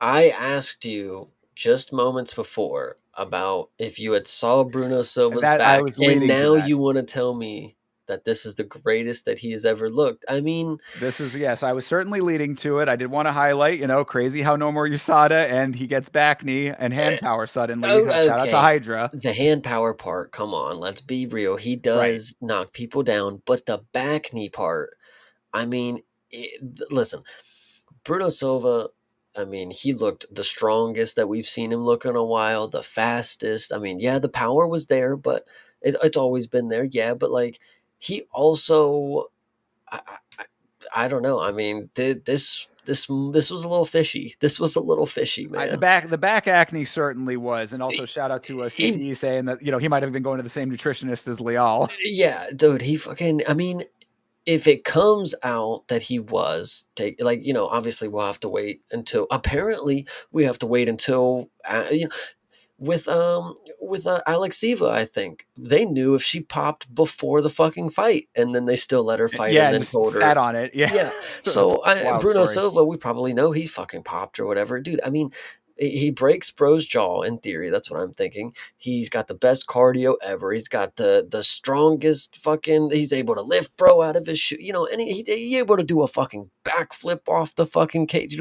He must have been living in this fucking shit. Like, Scrooge McDuck into the fucking like Well, yeah, nearly crashed out pretty bad on that backflip. By the way, that he was would have been fine. He would have been it wouldn't have broke. His true. leg would have been titanium right there. You know how many fucking look, dude, his back like crazy. It's just Yeah, it, crazy. it looked like a constellation on his back Yeah. for sure. Yeah, he would have regen just like Deadpool. Absolutely. Yeah, His no, I. skin his skin looked like Deadpool's skin on his back. um, yeah, so I mean, take it for what you want to take it, right? Obviously, the guy, in theory at least, passed all of his pre-fights, so I got to believe that he was clean, but certainly a clean performance at the very least. And really, I mean, what I wanted to also kind of posit, and I don't want it to be true, but I do want to say it. Park went up a very, very high jump in his previous fight. Fighting Tatsuro Taira is at the stage in his career that he is at On short notice. on short notice as well, and getting manhandled by Tyra. I mean, I mean, not necessarily like literally manhandled, but just got taken care of like easy work. I don't know if it changed him or if maybe he was just never that great to begin with. Hear me out. And I will. obviously, he did not have the up that I'm going to compare him to, but the down. I mean, he's certainly looking like the Korean Steve Urseg. I mean, time will tell if that ends up being a continual trend, but I can see the parallels there. Close enough, right? Tyra not a champion, of course, but close enough to one, and a fight that was definitely could have been a life-changing one. Now, I mean, different, I guess, in the sense that he did not do well enough against a high-level guy for his stock to raise off of it, but I think everybody was giving him the leeway because it was such a big jump. It was on short notice. It's like, okay, we even said it ourselves on this very show. We were like, oh, put that last performance out of your mind. That was a unique circumstance. This is going to be more indicative of what he actually is. Now you see what that is. That gives me a little concern. Yeah. Yeah. So, sadly. yeah. So, I mean, I think that that's really the big takeaway here is I don't know if you necessarily put too much higher stock on Silva. Maybe, I don't know. Maybe keep your eye on the pop watch for Silva off of what we've been talking about. But really for Park, Keep an eye on him being in the fucking lawsuit too, man. Him and Mo Usman on my civil action fucking lawsuit. there you go. Yes, we're going to be getting the legal boys on the case here at some point, and Chase is leading the charge. I think you have a definite case on your hands with that. But yeah, no, I mean, as far as Park goes, this was sad to see because I do think that like he had shown flecks of being better than this in previous times, and he just got handled, bro. I mean, this was just an outright outclassing, sadly. So, what does it mean? I mean, obviously, this is all speculation, but we're not the only ones bringing this up. This is a thing on obviously going around, and the community sees all.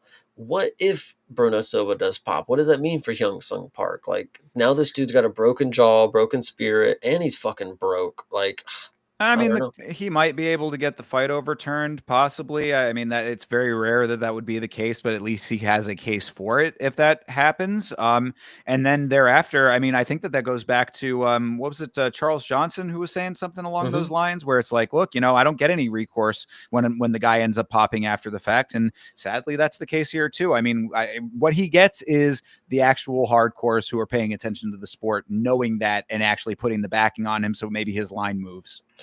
We'll see. That's really and exactly that is just a we'll see because you're right, there is no recourse, and that's a sad thing in this sport, and maybe that's something that should be addressed, but hard to make an actual case for it. Because also, hear me out. It's like Vegas has Hyung Sung Park as a minus 220.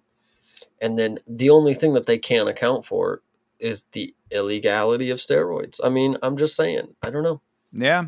Well, I mean, I guess until we actually know that for sure. I mean, we're putting a lot of wild speculation on this, by the way. I mean, we don't have any proof of that. So until we actually know for sure that is the case, chalk it up to Bruno Silva just having a really good night, I guess I No, could say. 100%. Yeah, I know. I feel bad that that's like something that I have to think about, but like genuinely, dude, you might need some get some something on that back, man. If it ain't roids, dude, dermatology. Like go Yeah, figure it out. him and Carlos Leal. Yeah. Yeah. All right. Well, that is that. I've been kind of dreading moving on No. to this one, but we got to do it. So let's do it. This is Ariki Long versus Cody Gibson, my good friend. What do you say? I say that, owe the egg on my face, considering that I was not only so confident in what happened in this fight not happening, I put this out as a clip on the channel. This was a rare time because this was a fight that, was a middle of the card kind of fight. Now, granted, Cody's a friend, so, maybe you could say that that's part of the reason, and that would be an acceptable reason for that. But no, I really put this out more so because I was so confident that Ariki Long was not going to be able to knock Cody out. I went through Ariki Long's record. I went through and picked it out. I'm like, when was the last time this guy got like a legitimate knockout against a dude like Cody who has not been knocked out, or not, not somebody with a strong enough chin that would lead you to believe that he was not going to be knocked out. and went in there in 2 shots. It just cracked him and made me look like the biggest fool. So I feel very, very stupid. I don't think you should ever. I don't think you should ever feel bad when you bet on somebody who's. I mean, obviously, we like Cody Gibson around here. We're the Cody Gibson fan club, Sure. where we respect what he's been able to accomplish in the organization. What I will say is, again, somebody who's not been knocked out cleanly, finished on his feet, whatever you want to say. You could never go wrong betting on that person not to get finished. I mean, Right. statistically, 9 out of 10 times Cody will probably just never get finished again or whatever, and finish his career and just not being knocked out again. But it's just, unfortunately, this is something that just can't happen, bro. I Yeah. mean, like, you went for the low kick. Just shot right through it with a straight, chinned you, and it's not that you got knocked down. When you go back, when you look at people, look at Rahiki, the first time he had ever been knocked down.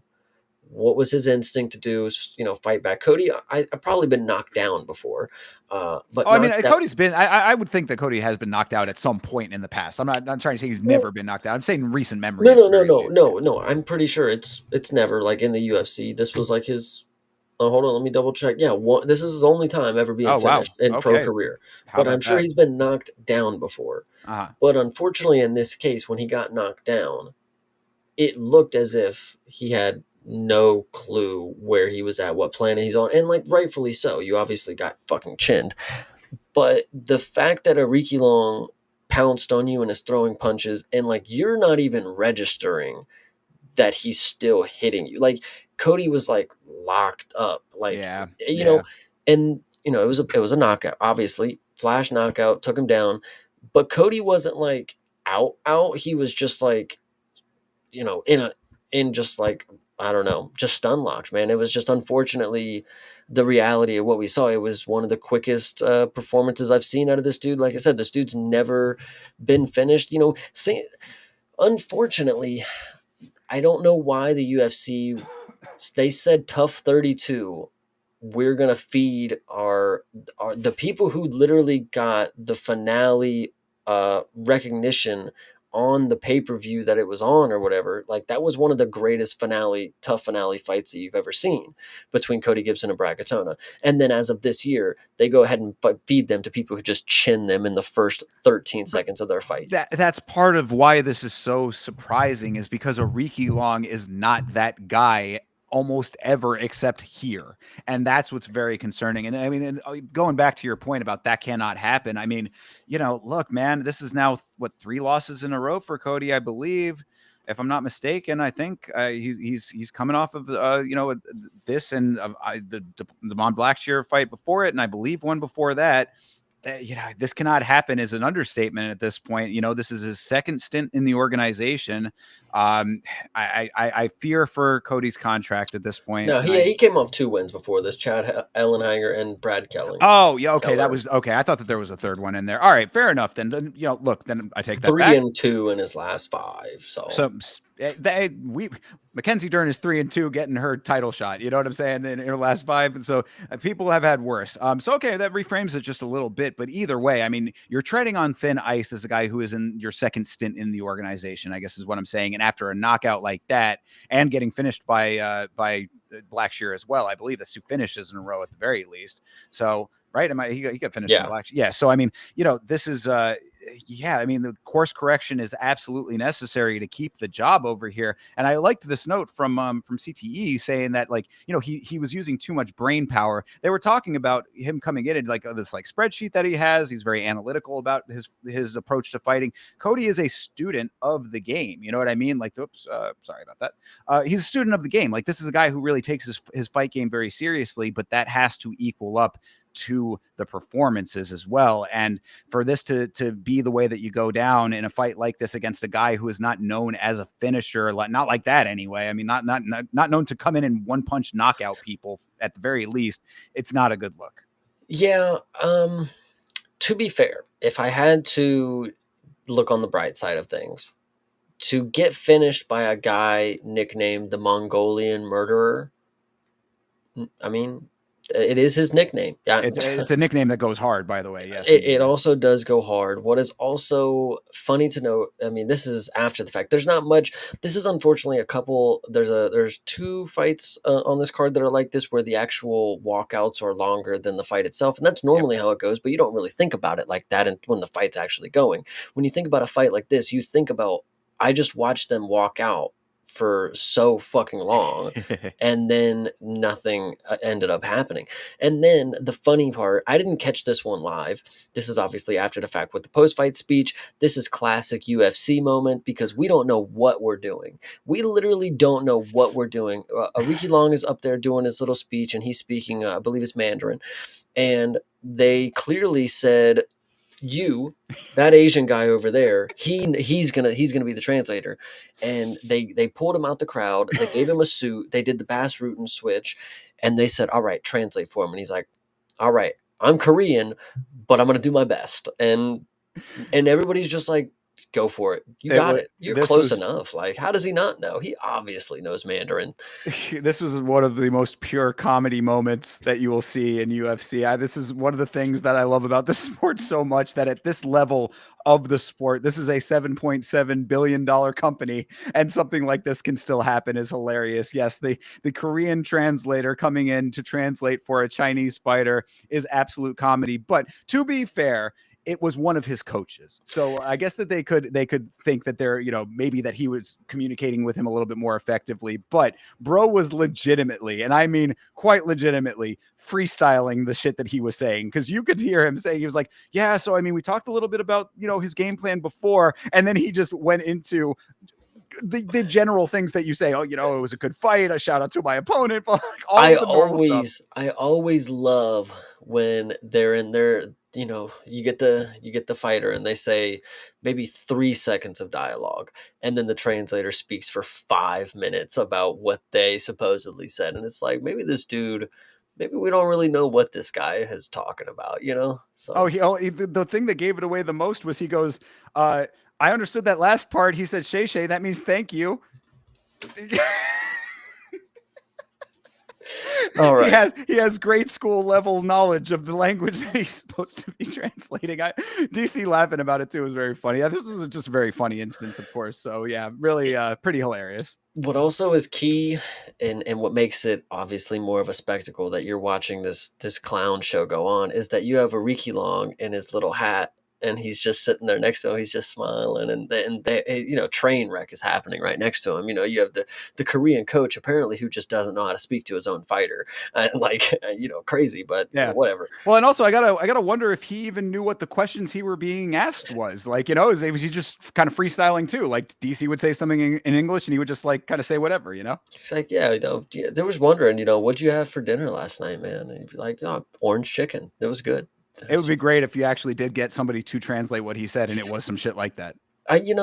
Is it better that we get just the wrong nationality to translate for somebody, or do you like the try translation where we get the English to the Mandarin to the Korean back to the Mandarin? Like, do you want Oh a big? yeah, like the double. Yeah, yeah. At least there's some semblance of like possibly what they're saying in there. But for comedy, I liked this the most. Yeah, true. This one was pretty funny. Yeah, this certainly made me laugh. That was really hilarious and a nice bit of levity after watching my buddy get knocked out. Sadly, True.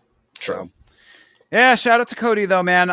Still always going to be a fan, and I hope for better. I hope that this is not the end of the road for you. He, back on Instagram saying that he's, going to get right back to it. He's one of those hardworking guys when it comes to this game. He's a dude who's never going to give up on himself, and he's never going to give up on trying to keep making it happen. So get back in there, and hopefully next fight will be better. Chat makes a good point. You have so many Chinese fighters on the roster as well. That's genuinely embarrassing. Also, there's a PI in Shanghai, right? You can't tell me there's not one. I mean, because you would have to think like you're going to do business, like you're talking to the PI and you're checking up on them. Don't you have just somebody who speaks most of No, the I think that languages? this was genuinely an unintentional racist moment where they Nice. saw that he had Asians on his team. So surely one of those Asians is going to speak his language. Yeah. Yeah. To be fair though, who would have thought the one Chinese guy getting trained by Koreans. Like I don't know. Yeah, So I get, it's an understandably unintentional racist moment, I'd yeah, say. You know what I mean? Like, I can't really fault them too much for this because it's just an odd set of circumstances that all culminated in a very funny moment. 100%. I mean, we actually did have a moment that was kind of similar on the Contender series last week where the translator just forgot how to speak English, That or was funny. Yes, my cute translator girl. I'm a big fan of translator Russian lady. But yeah, she just completely froze up at one point. Just could not do her job real quick. That was kind of funny. yeah, and Laura was like, "No, it's cool." So, That nothing was else, That's the professionalism of Laura Sanko. All of these haters on Laura Sanko need to recognize game. Laura Sanko is a pro. Yeah, true. Yeah, she wouldn't have got caught up right there, DC, but whatever. Yeah, no, DC was rolling with it. That's why DC is great for that moment because it's goofball action with a goofball guy. I thought it was perfect. Hell yeah. All right, let's move on here when we're dwelling on the funniness. This is one that had its own set of moments. This is Drew Dober versus Kyle Prepelic. I want to give Prepelic some credit here. He certainly did a lot better in this fight than I was expecting, and who knows what the outcome could have been had it not been for the events of the fight. So, what was your assessment of this whole situation? What I will say is this was Kyle Prepelic is an interesting fighter because he's very good. He is very good, and I actually am a decent fan. And I do believe he got fucked over right here. This is pretty bad. But what I will say is in this situation, I mean, did you expect less or more, or would you have wanted less or more from Drew Dober? Like, okay, you get a point taken from a low blow, which in this case, since we're just going to talk about it right away, because not much happens in the fight necessarily up until like the ending sequence. Like it was very just back and forth a little bit. Drew Dober is getting his ass whooped, pretty much. Third round, we get a low blow from Drew Dober. He kicks him right in the fucking dick, like right in the dick. Prepelic instantly to the mat. The referee, I don't know what the dialogue is between him and the booth. They said it wasn't intentional, but it was hard enough that we got to do something about it, which they just decided to just freehand the fucking rule book up there right there They apparently. always do with that, though. It reminds me a lot of one of Moreno and Pantoja's fights. I believe it was Moreno. It might have been Moreno and Figueiredo, actually, come to think of it. But it was one of those where I believe it was Figueiredo who kicked Moreno, and it was just one of those ones that was unintentional, but it was so bad that they decided it was point worthy. Yeah, they're always free balling it. They're always free handing it. Yeah, so Drew Dober gets a point taken right on the spot. Prepelic is clearly still not having a good time with his testicles. The fight gets started back up. Drew Dober just decides to just fuck it. I'm just going to go beat the living hell out of this dude whose nuts hurt right in front of me. That's at least something that we can't say another fighter on this card was able to do. But as of right here, Drew Dober got his point taken and he realized that it was make or break, and that's what he did. He went in and broke Kyle Prepelic after he destroyed this dude's chances to have a child. It's crazy. I mean, it's unfortunate because, like I said, Prepelic was low key whooping Drew Dober's ass. Like, I mean, Drew Dober was bloodied and busted up until this third round Eh, sequence. I think you're going a little hard on Dober. I thought it was 1-1 going into the third. I mean, I thought that Dober had a good start to the fight. I mean, the difference I think for Dober in the first round was the movement because he moves a lot better than Prepelic. One thing about Prepelic, I do think that he's a good fighter, but he is very flat. He's got very Hmm. little bounce in his step, so it makes for a good sturdy base. Like if he's throwing heavy shots, like he can definitely get those off, but he gets punished in the position a lot. So I think that Dober was doing a good job of navigating that aspect early.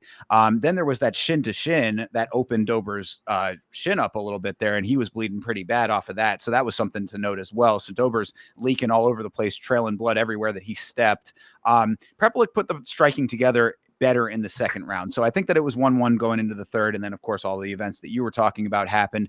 I thought what I said on the watch along, and I think that it kind of is unfortunately like the correct sequence of events based on what we saw is that like you can't really say anything overly bad about how it all went down, because it kind of went down how you would expect, like that really, if you're going to say like that was that bad of a foul, which it certainly seemed like it was, then what can you do about it in this sport? You can take the point. He got the point taken. Prepelic took the time. Dober was sitting there regenning. I said he looked like Mega Man on the platform, like when Mega Man is re-upping the power bar. Dober is just like, okay, I'm going to get right back to it, and he did that. So it's like there was no real better way for this to go. So it might be a little bit sad that that's how it all went down, and it's always going to be a what if as to what could have been if it didn't happen. But for the sequence of events that we got, I think unfortunately it was the best outcome it could have been. Isn't it crazy to think that if you deeply think about what taking a point means, if you take a point, that should mean at minimum you've left the opponent compromised from an illegal move. Now you have a point taken. Now you have the remainder of the fight. After you just get a 5-minute break because you just destroyed your man's testicles. Now you have the rest of the remaining of the fight to go free reign on a compromised opponent. And that's if the point is even taken. I think that is the point we need to hammer home. It's not just they're getting away with something and boo-hoo, move on, obviously fight has to continue. It's like they're compromising their opponent and it's changing the trajectory of the fight. Like it literally, one eye poke literally will take off a dude's jab and that he's been popping the guy with the entirety of the fight. So I don't know. But then what's the alternative? You know what I mean? The only real alternative would be for that fighter to say, I can't continue. And then what that does to the perception. So you really don't. There are no good options, because that's literally the only thing you could do. You could take 2 points, but what else can you do? I mean, what are you going to? Somebody had said in the watch along that they thought that they should be making the opponent who committed the foul do like standing jumping jacks or something like Look, that. here goes Hydra doing the burpees the whole break. Yeah, right. There you go. Exactly. So I mean, like, like there are only so many options that you have within the structure of how this sport is laid out. So it's like, again, I think it was it's always going to be not satisfying, as CT kind of alluded to there, but like at the same time, this is the structure, and for lack of a better one, this is what you get. Mm-hmm. Yeah, no, this one unfortunately was not my favorite, but it wasn't the worst of the night, I'll tell you that. So how this one ended, that's exactly what you would want from a person who just lost a point. It's like, well, now you have to go get a finish.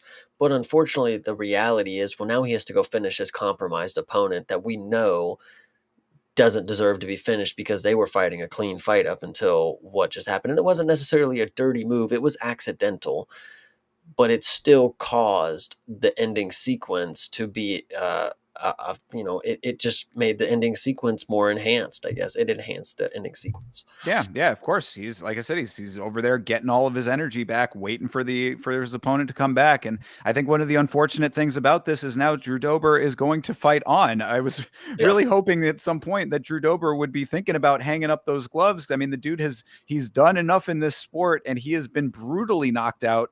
Not too long ago, he was coming off of a bad knockout in his last fight. So it's like, now Dober ends up with an opponent that, I mean, like, was bringing the fight to him and is not necessarily like the highest of high level guys to begin with, ends up getting the win in a weird way, and then says, I'm getting older, wiser, and better. And I'm like, Drew, you're not, brother. Like, please think about maybe slowing down at some point, because Drew Dober is one of those guys that just does not know when the right time to end it is. And I worry for him. I am a fan. You know what I mean? What I will say about Drew Dober is the last thing that I want to know. Actually, Kyle Prepelic has this as well. And Prepelic, I actually don't feel it's the same scenario. But Drew Dober, you can tell this is a man who used to be overweight. And I'll tell you why. If you look at this guy's calves, he's got, listen, bigger people have really insanely large calves, and when they slim down, they keep the calves. Look at Drew Dober and look at this dude's calves. Like, you can see him in the picture right there. This dude's John. Anyway, Kyle Prepelic, for some reason, also is just super jacked in the calf department. I don't know if he was also fat at one time, but listen, the calf department in this matchup, I mean, they could have went toe to toe, or heel for heel, whatever you guys want to say, but the calves were killing in this fight. I don't know if anybody else noticed it. Yeah, I mean, did not specifically pick up on that. Also, did not specifically pick up on what Andy is throwing in here. Is this true? Did Drew Dober have a child that passed away? Is that does not sound Uh, specifically for the, I mean, he did say in his post fight that that they were going through a lot. Oh, excuse me here. I don't know. But they did say in the post fight that Dober was going through a lot, and I kind of caught bits and pieces of that. So I don't know if he specifically had said that, and if that's the case, then obviously that's a pretty bad deal there. But I'll have to go back and do some research on that if that is indeed the truth. hey, If so, then shout out RIP to his family. yeah, I did not catch that one. All right. Well, either way, Drew Dober lives to fight another day over here. Kyle Prepelik. I wanted to say, man, Kyle Prepelik has had such a bad go of it recently. Like they throw him into that fight with BSD that he was clearly not of the caliber for, and then end up going up against Drew Dober, and this happens. Like I really hope that they throw Kyle Prepelik a softball in his next fight. Give this guy a win. True. He deserves it, man. Like he's definitely better than what we've been getting out of him recently. 100%. Yeah, I like Prepelic. Yeah, I Never do been, too. well, up until this, never been knocked out, by the way. All right. Well, then there you go. So, give this guy something he can sink his teeth into. Hmm. All right. Next up was, well, let's talk about it. It's Kyle Nelson versus Matt Frivola. Of course, this fight is really more so all about Big Dan Mergliata, who is a reoccurring character on this show. If you recall, we've had a lot of things to say about Big Dan, and this is another in a series now of instances that lend credence to my assertion that Big Dan Mergliata has a hearing problem. We can go through the fight, but really it's all about what ended up happening at the end of the first round. So take it Yeah, away. yeah, I was gonna say there's not necessarily too much to touch on in the fight, other than the end of the first round. Matt Frivola gets dropped by Kyle Nelson. Kyle Nelson is beating the hell out of him. The clapper goes off, and presumably, what is happening is Dan Mergliotta knows that he does not hear the bell very well, so he hears the clapper. If he's able to hear the clapper, it's two different sounds. It's potential that he hears some sort of vibration from the clap. I don't know, because then he starts to mentally count down. That's why he was early, and that is why he also did not seem to have an issue with what he was doing. It's not like he stepped in and he was ending the fight. Like people were like, "Whoa, whoa, whoa! The fight's over! Fight's over!" He stepped in. He stepped in early. It's like, no, he didn't step in to end the fight. He stepped in and he's like, "All right, go to your corner. Go to your corner." It's like he genuinely thought the round was over. He had no clue that the bell did not sound yet, and even when the bell sounded, it never registered to him that he messed up, that he was early. It genuinely felt like Dan needed to be gone. Right, and you're absolutely correct about that, and I do agree that that is what was going on in his mind. The problem was that there were 3 seconds left on that clock, and Nelson had Frivola dead to rights on the ground, pummeling him. So you stop the round early, take 3 seconds away from Kyle Prepelik with emotion that makes him believe that the fight had been ended. He's adrenaline dumping at that point, trying to get this fight finished in the first round. It would have been a perfect stoppage had that been what he was doing, except it was not for Dan because he was actually stopping the round, not concluding the fight, except there were those 3 seconds. He robbed Kyle Nelson of this TKO here. And now Kyle Nelson has to come back into another 2 rounds of fighting after adrenaline dumping, and also gives Matt Frivola all of that time in the confusion to get himself back right. Mhm. Plus three extra seconds. Yeah, no, this one was very, very bad. Um, Kyle Nelson, honestly, no excuse that he didn't get a second finish, in my opinion, because he hurt Matt Frivola early in the third round to the body, and then just decided not to punch him anymore. I don't know why Kyle Nelson is. This was a maybe he just felt bad. Like I don't know. Oh, Like it some was an adrenaline dump. He was going so hard on it and then also thinking that the fight was over. It's a physiological thing. I get that portion of it, but I don't think that doesn't give an excuse to how bad he was fighting after. It's not the skill itself, it was the decision making. he just it just did not lend me to somebody who could finish a fight when they've literally finished the person in that fight already and they've hurt them again. Uh, even if you've adrenaline dumped at the end of the first round, you fought a second round. It's okay. I'm fucked. I'm compromised. I already thought I won. Whatever. It's like I don't know, bro. I this was a good performance with the first round. Dan Murgliata obviously fucked up. The third round, second round was pretty boring. Third round even not greater, but this just did not show me that Kyle Nelson, when he's back against the wall, is not what to say because he was obviously leading the charge, but in a sense, if he was at his wits end when it comes to his gas tank and adrenaline, he did not seem like the type of dude I want to put money on if this is him fighting for his fucking life. I don't know. That's just me. No. See, I think Kyle Nelson is actually one of the better Canadian fighters that we have on the roster currently. I said that going into this fight. I think this fight kind of backs it up, and I kind of am agreeing with Hydra here. He says that keeping competitive and coming back at the end of the second is incredibly impressive. I thought that in that second round, Nelson was really just regaining the momentum that he lost from the adrenaline dump. So look, I get your point. It's like, yeah, you got to like switch your brain right back in there and get back to work. I get that it is human error. This is a very human error prone sport. You've got three people that control the action in a fight, two fighters and the referee. So it's like any one of those components can have a different impact on how things go. This is Dan Murgliata's fuck up. I get all of the elements of it, and I understand where your thought process is there. I give more leeway to Nelson because I do think that like him going for the finish as much as he was, and also you got to remember too, like the finishing sequence, or what ended up not being the finishing sequence, he was landing like shots pretty consistently throughout that. Like it was like a good 5, 6, 7, 8 shots before like it finally got stopped, which ended up being the end of the round. So it's like, there was a lot of effort put into all of that. And then the drop after it, thinking that it was over. I understand all of these elements, so I can see it from both sides. I think you give Kyle Nelson a fight where this does not happen, and you see exactly what he's made of without that.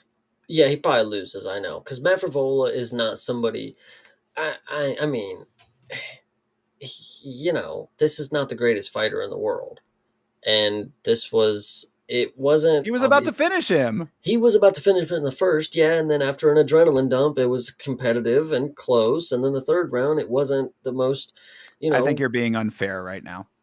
I'm okay with that portion of it, but genuinely, I watched Kyle Nelson for the third round and I was confused on all of the moves that he was doing. Like he could have, again, it's not that he just, you guys, if the adrenaline dump made his IQ go from 152 in the cage to 90 -2, I don't know. But it was genuinely hard to watch a guy who had his opponent on the ropes again, and then I'm supposed to believe that, like, well, no, he was still just adrenaline dump. It's like he got him to the point again. He He got him ended up there winning again. the third round. He had some really nice kicks in the third round. Yeah, he literally kicked him in the stomach and had him almost folded over in the first exchange, and then never decided to kick him in the stomach again. Got him in the clinch and didn't decide to knee him in the stomach again. I don't know if he started to feel bad for Matt Frevola because this is an American hero right here. Like that's I don't know, man. This one, Kyle Nelson. You should have had the first round finish, but considering you didn't and what the actuality of it is right now, that third round, man, I don't know if I trust that. That's crazy.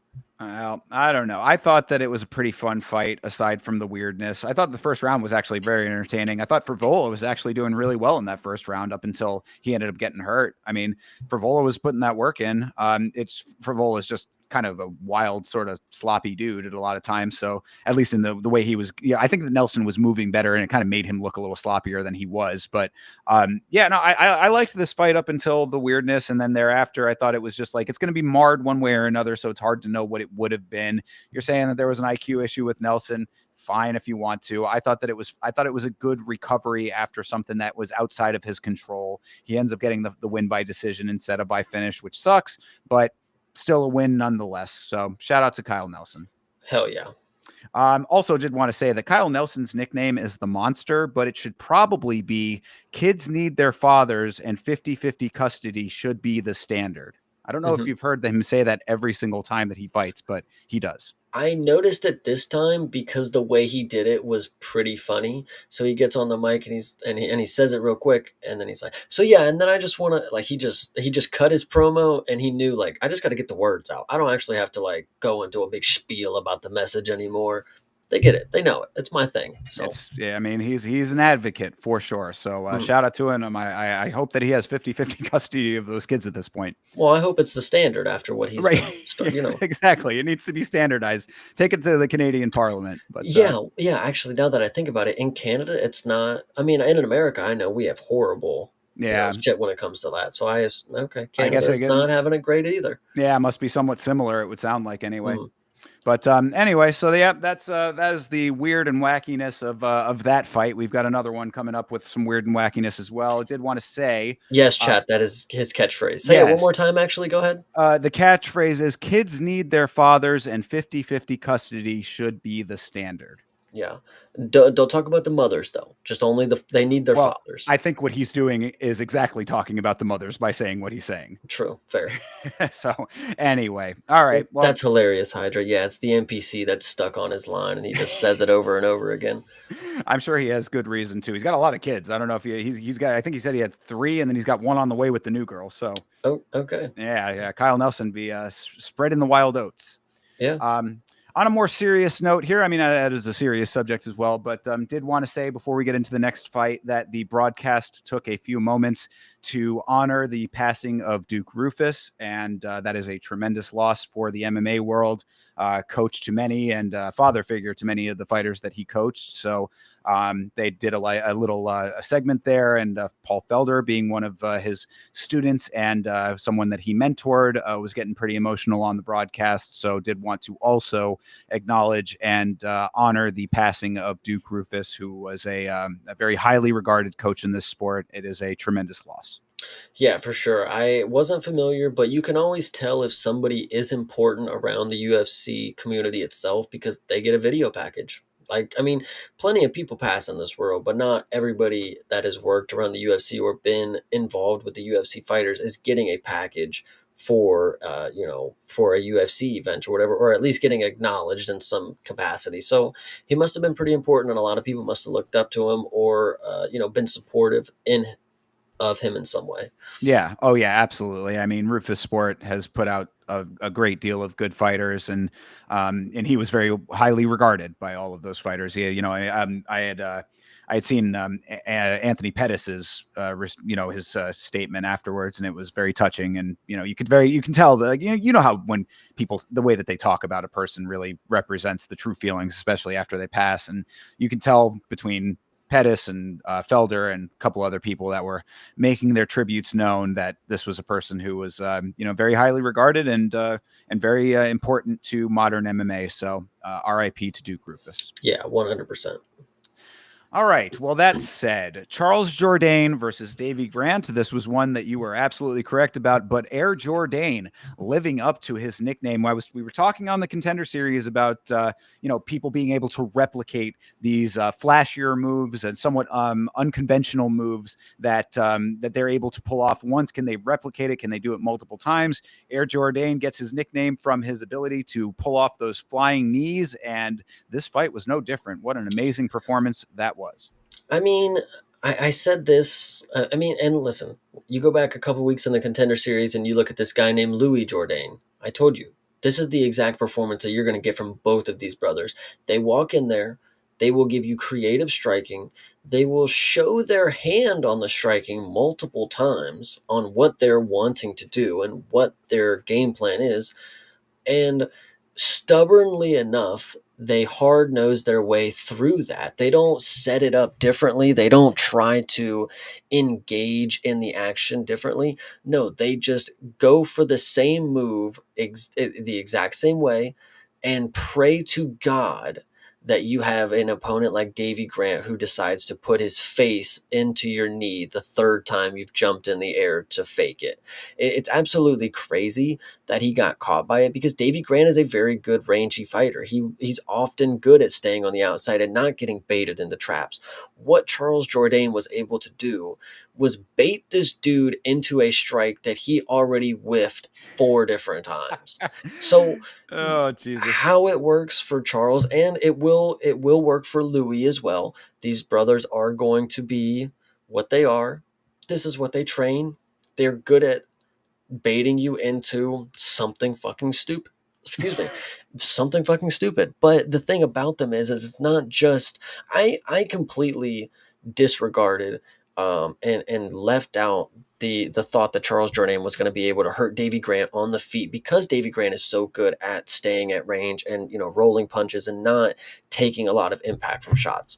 I never expected Davy Grant to put his face right there.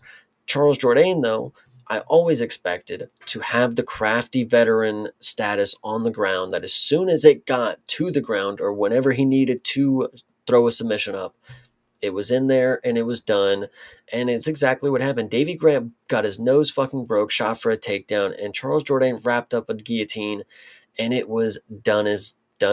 So love to see it. This is another guy who, when I first started watching the sport again, stuck out to me as somebody that had the full package, and if utilized correctly, they could be special. It's not just they have the technicality, not just they have the skill, not just they have the cardio. They have the creativeness and the willingness and confidence to try things in the cage that people, they're not going to expect it, because it's not a traditional move to see from opponents. Charles Jourdain has the X factor, is what that is called. Well, and also that leads into the point that I had, which is Jourdain. You're talking about the range that Grant keeps, but Jourdain manages range really well himself. If you saw some of his footwork earlier on in the fight, like get in and get his shots, and then he is elsewhere, like in a good way. I mean, it's like, you'd think that would signal evasiveness, but really what it was go get what you want. You like say you whiff one of the jump knee attempts, get out of the way, set yourself up for the next set of sequences,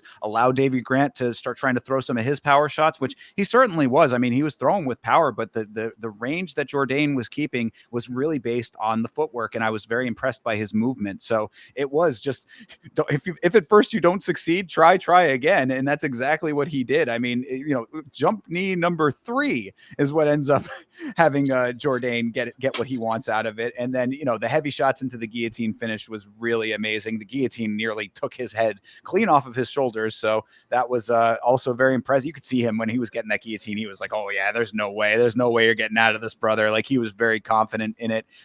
Grant with that nose annihilated by the knee going down to the ground in the first place. Blood was flying out of his face. So this was a really very impressive performance for Jourdain, on top of a lot of very solid foundational elements that led to it. And Grant just was not prepared for what he was in for. Hear me out. And I've been doing a lot of comparisons today, and I think I've honestly been cooking. And I think this next one people are going to hate, just because Charles Jourdain is 17-8. This is not somebody that I'm saying in the slightest has the exact skill set and or the ability to make magic happen. But this performance of Charles Jourdain, what he was able to do, what I saw in his last couple of performances, is he was very bad at keeping himself stuck in a rhythm of throwing the same combination. He would throw, left hook, right hook, and then throw like an uppercut behind it. And that's how he'd start all of his combinations. And it was very predictable. John Silva obviously missed weight, punked him out. Bullshit. We don't really talk about that. But Charles Jourdain in this performance, I'm getting back to the comparison. Charles Jourdain in this performance cut out the predictability, other than the knee, cut out the predictability of starting every exchange the same way. And he kind of was just in a flow state. He was really just letting strikes happen the way they are. And it was kind of like a Yuri Prohaska. Listen, hear me out. The way that Charles was fighting in this one right here, if you go back and watch Yuri against Khalil, I think you would see a little similarities. They're just randomly just jumping for a knee when the dude's face is nowhere fucking near it. I think it's identical right there. Just saying. All right. I mean, I can see maybe a little bit of overlap. Perhaps those circles have some middle Yeah. ground, perhaps. Yeah, no, I liked it. I thought that this was really good. I was with the CTE thinking that that Grant was going to be able to just point him and maybe end up getting a solid shot landed that would stagger Jourdain, but Jourdain just really with the nice setups. I mean, like and again, like I said, he it's like he's trying to get the right version of it. So like the first one didn't land. Like he had like three different incarnations of it. It was one that was like he started going for it and then just kind of came back down to his feet. He had one that he actually went for that sort of grazed Davy Grant, and it's like in Davy Grant's mind, it's like surely this guy's not going to go for another one of these, and then sure enough, he does, and that does the trick. So shout out to him. Stick to itiveness is certainly something that you can apply to Charles Jourdain. This is the beginning of where I feel like I made two generational calls right here, because I knew Charles Jourdain by sub is so live, and it was one of my most confident things that I knew he could and should be able to submit Davy Grant. And the first opportunity he had, he got it done. And now that was after obviously a brutal fucking knee. That could have been a knockout right there. But the fact that I was confident in the sub, Charles Jourdain, again, is a striker base because obviously all the fights start on the feet. He's able to lead the dance there until it gets into his wheelhouse where he is able to shine, which is the grappling. He's a grappler, guys. I don't all the other striking shit that you see, it is just to get you right where he wants you, and that is on the ground where he can choke you out. So shout out to Charles Jourdain. This is again one of the guys that got me back into watching the sport consistently, and I'm very happy that he's back in the win column and the way Yeah. that he did it, of course. Sure, same here. Honestly, I mean, I'm a big fan of Davy Grant. I was not happy with him being the person on the other end of it, but fan of Charles Jourdain as well. And I thought it was nice that he brings his brother Louis in during his interview and says, "This is the first pair of brothers in the UFC." And DC had to laugh and correct him on that. Yes, the first pair of Canadian brothers in the UFC. But I like the guys. I like both of them. Honestly, we were just talking about his brother on the Contender series and how great he did. I think that the two of them, if Jourdain Charles is this good, then Jourdain Louis might even be slightly better going forward, perhaps. And there's a high ceiling for both of these guys. Also called out Marcus McGee, which I thought was an interesting matchup. I kind of dig it because Marcus McGee, if you think about that call out specifically, Marcus McGee was somebody who was in a matchup with Peter Yan that people really didn't give him the credit for. I actually was publicly saying that's a fight that probably isn't going to happen. That's two dudes not on the same level. Those names don't match up. For Charles Jourdain to call out Marcus McGee and in theory get that matchup, he's seemingly slipping his name into contention spots without anybody batting an eye. Like, it's not like he's calling out Peter Yan and being like, okay, calm down, buddy. Calling out the dude that was way out of Peter Yan's league, but also was able to secure a matchup with him. I mean, Charles Jourdain could get his name up there with the likes of Sugar Sean, Song Yadong, Cheeto Vera, Ayman Zahabi, whatever you want to say. And nobody's batting an eye because it's like, oh, it's Marcus McGee. Yeah, that makes sense. But in theory, that dude's a really high ranked guy as of right now. So Charles Jourdain, that was a pretty slick move, I think. I agree. I think it'd be a fun fight as well.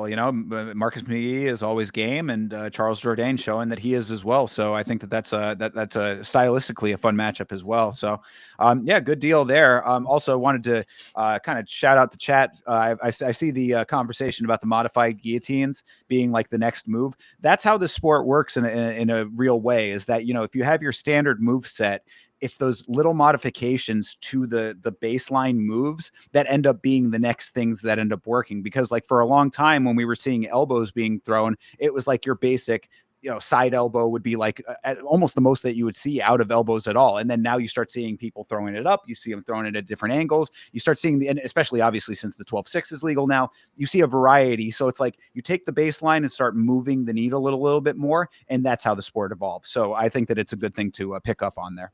100%.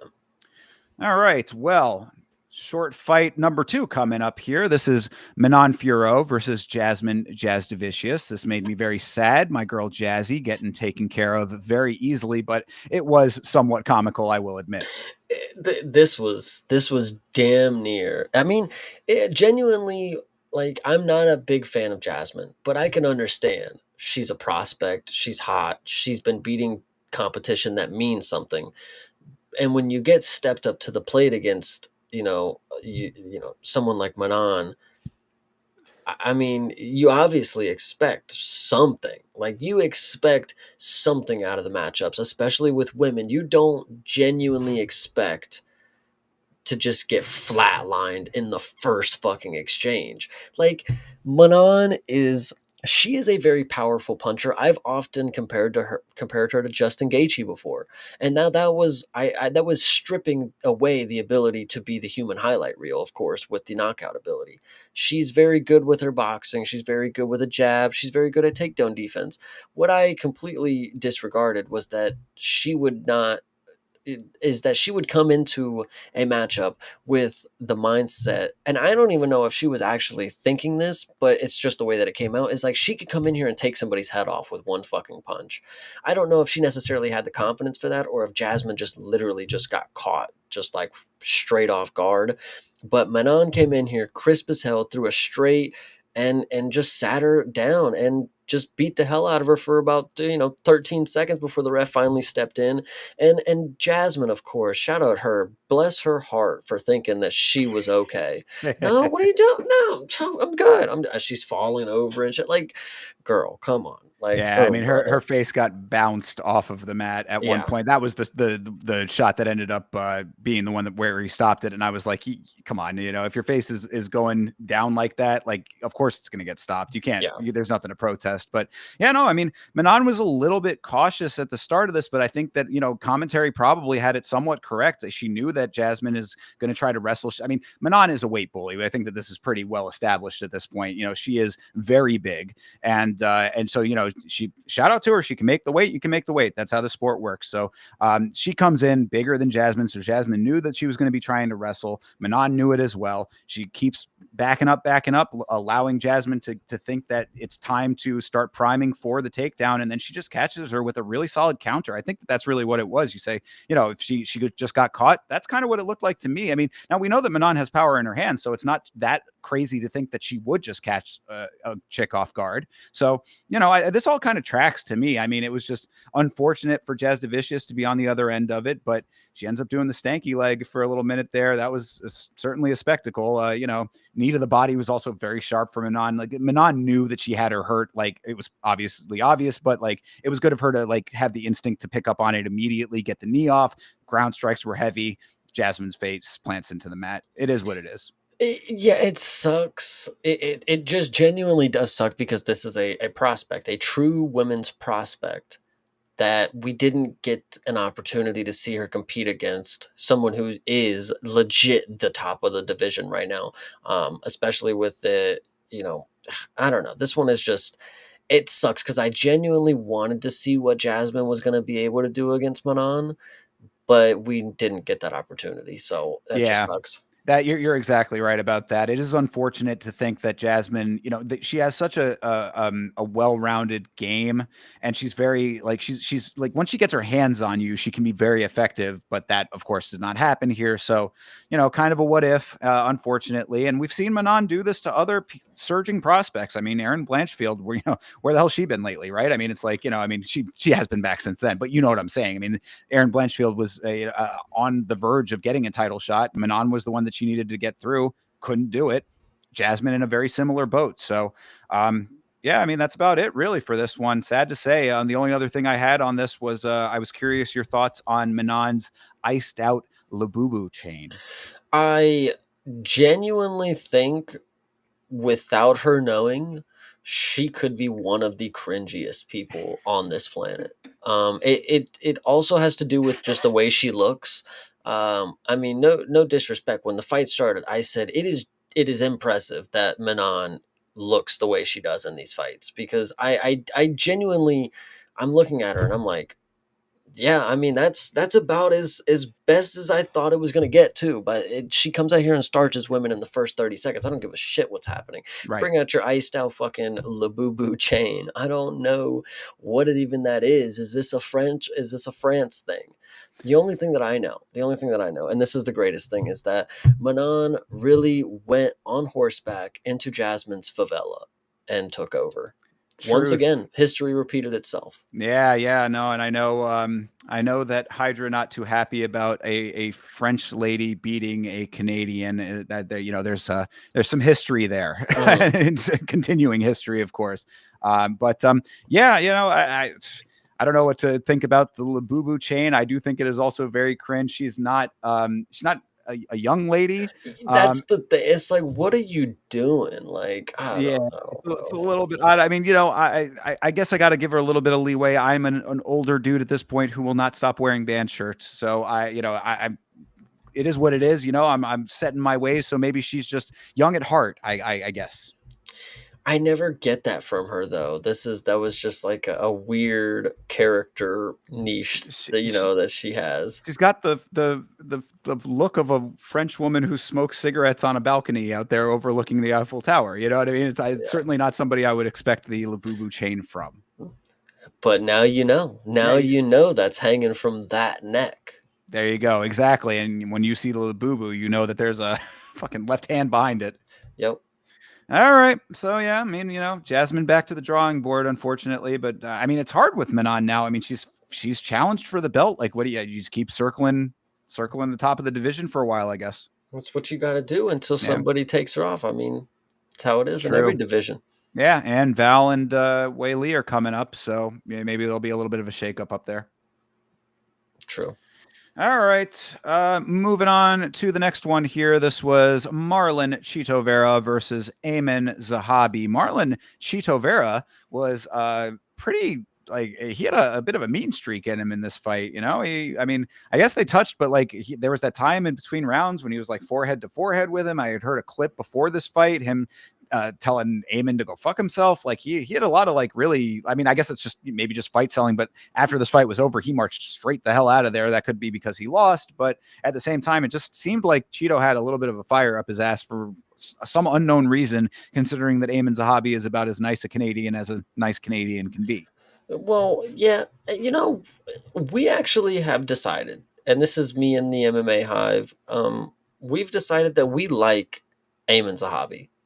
This dude is genuinely a Chad. I mean, this is a guy who in in fights often that we've seen, he gets his ass whooped for a very small portion of it. And he's actually not quitting. Like he actually gets up and he in this one he took a very very long time to like get reacclimated to the fight. He got dropped by Cheeto, and when I say dropped, I mean this dude was all over the fucking cage. Like he tripped, he fell backwards, he probably rolled around. A dust cloud was around him or something for a second. But then he gets up and he's very defensive, and he spends the rest of the 2 minutes or whatever circling the cage and staying safe, and that's cool. Then we get the next round, and he actually comes out and he starts fighting again. Like he actually does have a little bit of a warrior's spirit, and it's for somebody who we don't necessarily classify as active per se, and that he also looks like Ariel Hawani, but like he gives him and Ariel a pretty good rep. Like this dude actually he's a fighter. Yeah, well, I mean, I'm glad that you guys are coming around to what I have already known. I mean, that's literally you took the words out of my mouth. The only thing that's going against Damon Zahabi was the inactivity for a while. I mean, the guy's on a 7-fight win streak right now after this Mhm. win. So, I mean, he's been doing his thing. Of course, he's also the brother of Faraz Zahabi, a great coach in the sport. I mean, one of the great minds of the sport, I would class him as. So, I mean, there's really not much to dislike, in my opinion. He goes out there, he fights his fight. And on the other side of it, when it comes to this fight specifically, it's the same note. Cheeto has no urgency. This guy does not like Cheeto wants the fight to be handed to him. I'm not saying that he wants the fight to be handed to him as in like, oh, I'm just going to go on there and like I'll knock him out easily. I'm saying that Cheeto needs the fight to literally be brought in front of his face so that he can go in there and have the exact fight that he wants. He's not a go out and take it kind of fighter. And when Ayman Zahabi is in there, he will do that. He'll fight through the knockdown. The knockdown is a perfect example of it. Solid jab puts him on his ass. No urgency from Cheeto at all to follow up and finish the fight thereafter. Zahabi recovers almost instantly after that because he did not go after it. I love the commentators. Oh, Cheeto's stalking him now. And then we watch him for 2 more rounds do fuck all, you know? Walking around. He is walking around waiting for the fight to come to him. And that is, it's not ever going to be an effective method of getting the fight. Like, if you're a counter striker, that's a very different thing than what we're talking about here. Cheeto is just a waiter. He's a wait and seer. Mhm. Yeah, this one, out of all the performances for Cheeto to get up and mad about the decisions, I mean, it's probably a built up of like, man, I'm really getting screwed over all these times, and then now I feel like I get screwed over for this is the last time I let this happen. Like, hopefully he really gets it through his head, like, yo, stop going to the fucking judges, because clearly, if you believe that they were going to give the Canadian the judges nod, well, it shouldn't have been that fucking close of a fight, dickhead. You know, you could have won another round. Yeah, right. And he didn't. It was kind of crazy to me that this even was a split decision. I didn't think that Cheeto did enough in either of the rounds besides the second where he knocked him down that would have warranted him getting the nod. So I mean, I Yeah, don't. I mean, maybe look, if you want to go strike by strike, maybe you can make a case there somewhere. But like watching the fight, it did not feel that way. And also, I'm telling you, optically, he does not exude winner. And that is look, this sport is a lot about optics. We've talked about this plenty of times on this show. Like, there are things that signal winner in your mind. He does not do that. They were talking about that a little on commentary, like the big moments, the oohs and ahs moments. It's like Cheeto wants the fight to be handed to him in a way that these fighters are not going to, especially at the top of the division. So yeah, I thought that Zahabi did perfectly fine in this fight. And, I will give Cheeto a little bit of leeway considering that it did look like he broke his finger in the first round. I don't know if you saw him like readjusting his finger at that point. Like, yeah, that sucks. That does happen in fights. And yeah, it makes it a lot harder. But yeah, we've seen the same Cheeto without a broken finger. So I'm not buying it that was the decider. yeah. I'm not buying. I mean, not that I'm not buying the broken finger thing. I definitely did look like his finger was messed up. He continued to punch with that hand for the Right. entirety. I mean, it never seemed to look like it bothered him, in my Yeah. opinion. Which, granted, I would not think the Cheeto Vera would let a finger break or dislocation, affect him throughout the fight. That's something that would happen to Rose Namajunas with her fucking pinky. But that's just my opinion. Cheeto Vera's got to be built from a different cloth than that. I can't allow myself to believe that the Cheeto Vera would let a dislocation or a fractured finger, something like that, stop him from fighting, at least a winning style. That's No, just my no, it's opinion. yeah, definitely not that. No, it's just again, it goes back to what I've been saying. It's the lack of urgency that you just see from Cheeto. It's what I said on the watch along when we were talking about Cheeto is I think that he rose off of a narrative that he never was able to live up to with the Sean O'Malley and everything that you know about what happened with that fight. That's that series of everything.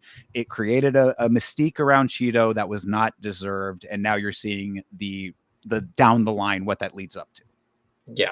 So, speaking of which, Eamon Zahabi called out Sean O'Malley. So, I mean, he is on a 7-fight win streak. Sounds appropriate to me. I mean, maybe it's a little bit of a high jump, but not really. Like I said, 7 fights in a row. That's nothing to sneeze at. Honestly, he doesn't even have to fight Sean. Just give him a Rob. Just give him. I mean, well, that's the end of everything, right? I mean, that's kind of the sad point that the bantamweight division is at, is that all of these guys can fight for their chance to be the next victim. Yeah, for sure. So, yeah. All right, that's that one. Let's talk about this co-main event here. This is Kevin Holland versus Mike Malott. Generally I have one or two notes. This note sheet looks like an entire novel based on what happened in this fight.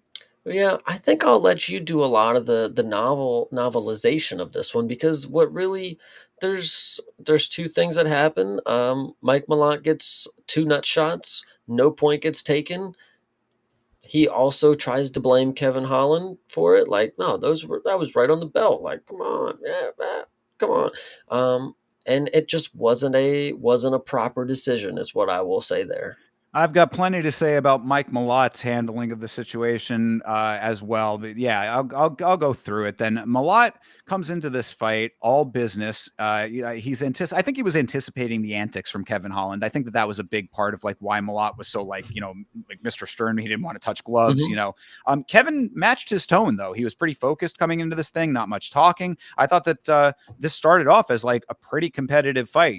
Holland is a little bit more stylized and crafty in his movements. Malott is very technical. He's very base heavy, I would say. He doesn't move as well, but he's really strong with his striking. So this was going pretty much according to plans.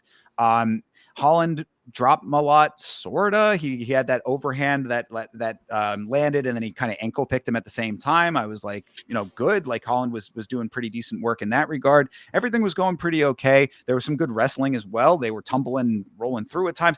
This was a fine fight leading up to what ends up becoming of these low blows. So the first low blow, pretty spot on, actually. Kevin only took a brief moment for that one, but got back to business. But that one was a pretty direct impact, right?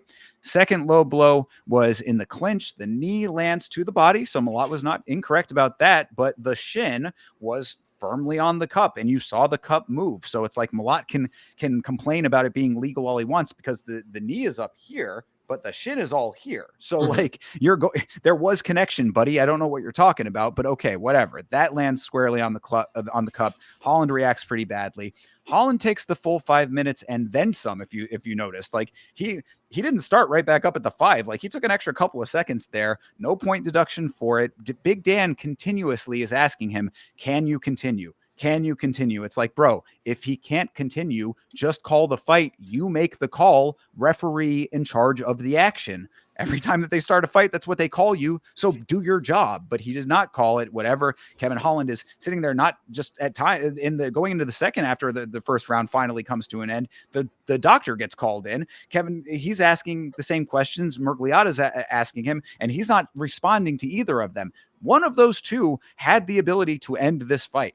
That would have been appropriate, but Kevin just evades his way through the rest of that one round, grabbing his cup throughout the entirety of it. You could see that he was affected. That's it. As I said, the doctor comes in, so now the doctor and the ref are both asking him if he can continue. Then Dan Mergliata, this is the big note here. Okay, all of what I said is whatever. You can say that Mergliata handling it is what it is. This is the big note. Dan Mergliata tells Kevin that because the shot was an accidental foul, if Kevin can't continue, then Kevin's going to lose by disqualification. What? Nice. Excuse me? Yeah. Pardon me? He was the one that got fouled. How is he going to lose this fight? I remember sitting there in the moment, not being able to fully process it in my mind. Vince King was the one that picked up on that. And he's like, what does he mean that he would lose? I'm like, wait a second. You're right. What is that? So like, what the fuck was Dan Mergliata thinking? He was the person that got fouled. There's no way he would have been the one that would have been losing by disqualification, by an accidental. I mean, like it would have been a no contest at worst, I would hope. I mean, there's no justification for how Mergliata handled that part of it. This was such a monumental bungling by Mergliata, not once, but now twice in one event. Yeah, no, this one was really bad because, Kevin Holland is not normally one of these guys that shies away from a co-main event spot. I mean, this is big stuff for him and Dana. I mean, he's Dana's golden boy. He wants to fight for him. So I truly believe that if Kevin Holland was able to fight without trying to readjust his nutsack every 30 seconds in the remainder of the first round, I think that's what would have happened. Now, the second round was interesting to start because, we have the doctors in there and everybody's just got their hands in their pockets looking up at Kevin like, you going? Are you going to fight? And Kevin just didn't say anything. Just stone-faced, just looking at him like. And props to him. He knows what he's doing. Kevin Holland is a smart guy because he got away with everything he needed to. The fight continued on. Now he didn't win, but he did not quit like some other people that we will end up talking about. Right. And this is where also the other half of the bungling comes in because come on, Dan Mergliata has been around for a very long time. The fighter is not going to say, I cannot continue, especially a guy like Kevin Holland. Come on, dude. This level, maybe a Contender Series guy might be different, but this dude is not going to tell you that. But what he's saying to you is you make the call. You're the referee. This is your fucking job. Do your job. He did not do his job. Neither did the doctor, honestly. And I kind of felt bad for the doctor even because the doctor should not have even been brought into the equation. This could have been just between Mergliata and Kevin. I mean, the doctor, there was no need for the doctor. What was he going to check his fucking nuts? I don't know if you caught the ref had a microphone on for this event. So Dan Mergliata walks over to Kevin and he's like, what's the deal? Can you go? And Kevin says, dude, my fucking balls hurt. That was a really funny line in the microphone. And I'm like, Yeah, I get. Yeah, it does. I can assume. Yeah. Yeah, sure. The ball, the fucking the lower stomach. I mean, you've been kicked in the nuts before. You know what that feels like. Anytime that it happens to a fighter, I'm always thinking about that because you know how it lingers. You know what I mean? Hmm. It's not something that goes away, especially the impact that these guys have. So, whatever. I mean, it turns into a bungling, and of course, Kevin he's very flat and stiff for the rest of this fight. Thereafter, Malott catches him in the nuts again almost catches him in the nuts again with a front kick. Like that was pretty funny. The commentary is like Malott needs to watch out for those kicks. I'm like, Malott hasn't been watching out for anything in this fight. So like, why would he start now? You know, it's like, what a point deduction. He's going to win the fight. You can take as many Yeah. points as you want. So, yeah. So it just turned out to be a really unfortunate deal here. The one strong point I want to give Kevin Holland some credit for is in the third round, Mike Malott had a head and arm choke that looked pretty dead to rights, and he was able to roll out of that. I was like, you want to talk about veteran craftiness? That is the veteran status confirmed right there. Kevin Holland being able to evade that head and arm. It's actually funny because the same thing happened with him and Gunnar Nelson. Kevin Holland is actually one person that I've ever seen do this escape this way because we have a lot of people who they answer the phone and then they literally put themselves in the arm triangle and then they just sit there and think that something else is going to happen, and then they end up tapping. Kevin Holland actually does that method and then is able to roll out of it, which I don't know how it works necessarily. I don't see anybody else do it, but he is 2 for 2 on getting out of the arm triangle, Mike Malott and Gunnar Nelson. And, whatever you want to say about Kevin Holland, I've always known that he is good at jiu-jitsu, so that doesn't surprise me. But what I will say is surprising is that, again, we have no repercussions on Vegas or anybody who's out here sports gambling on a situation like this. Say you take Kevin Holland and now he gets smashed in the fucking dick 2 times, and then Vegas is still saying, "Yeah, go make sure you win your money. Make sure you guys go ahead and do it." So that's just, I don't know. It's just kind of crazy that this is why I'm glad I didn't bet on a matchup like this, because it's not even something that Kevin Holland could have done or didn't do. Like, you always say Kevin Holland is betting poison, and Just gonna say, yeah. here's the reason why, but it's not even something that he could have controlled, or Dan Mergliata could have saved everybody's. He could have had the bets voided for everybody. But Vegas is giving all the power to Dan Mergliata and Kevin Holland and Mike Malott.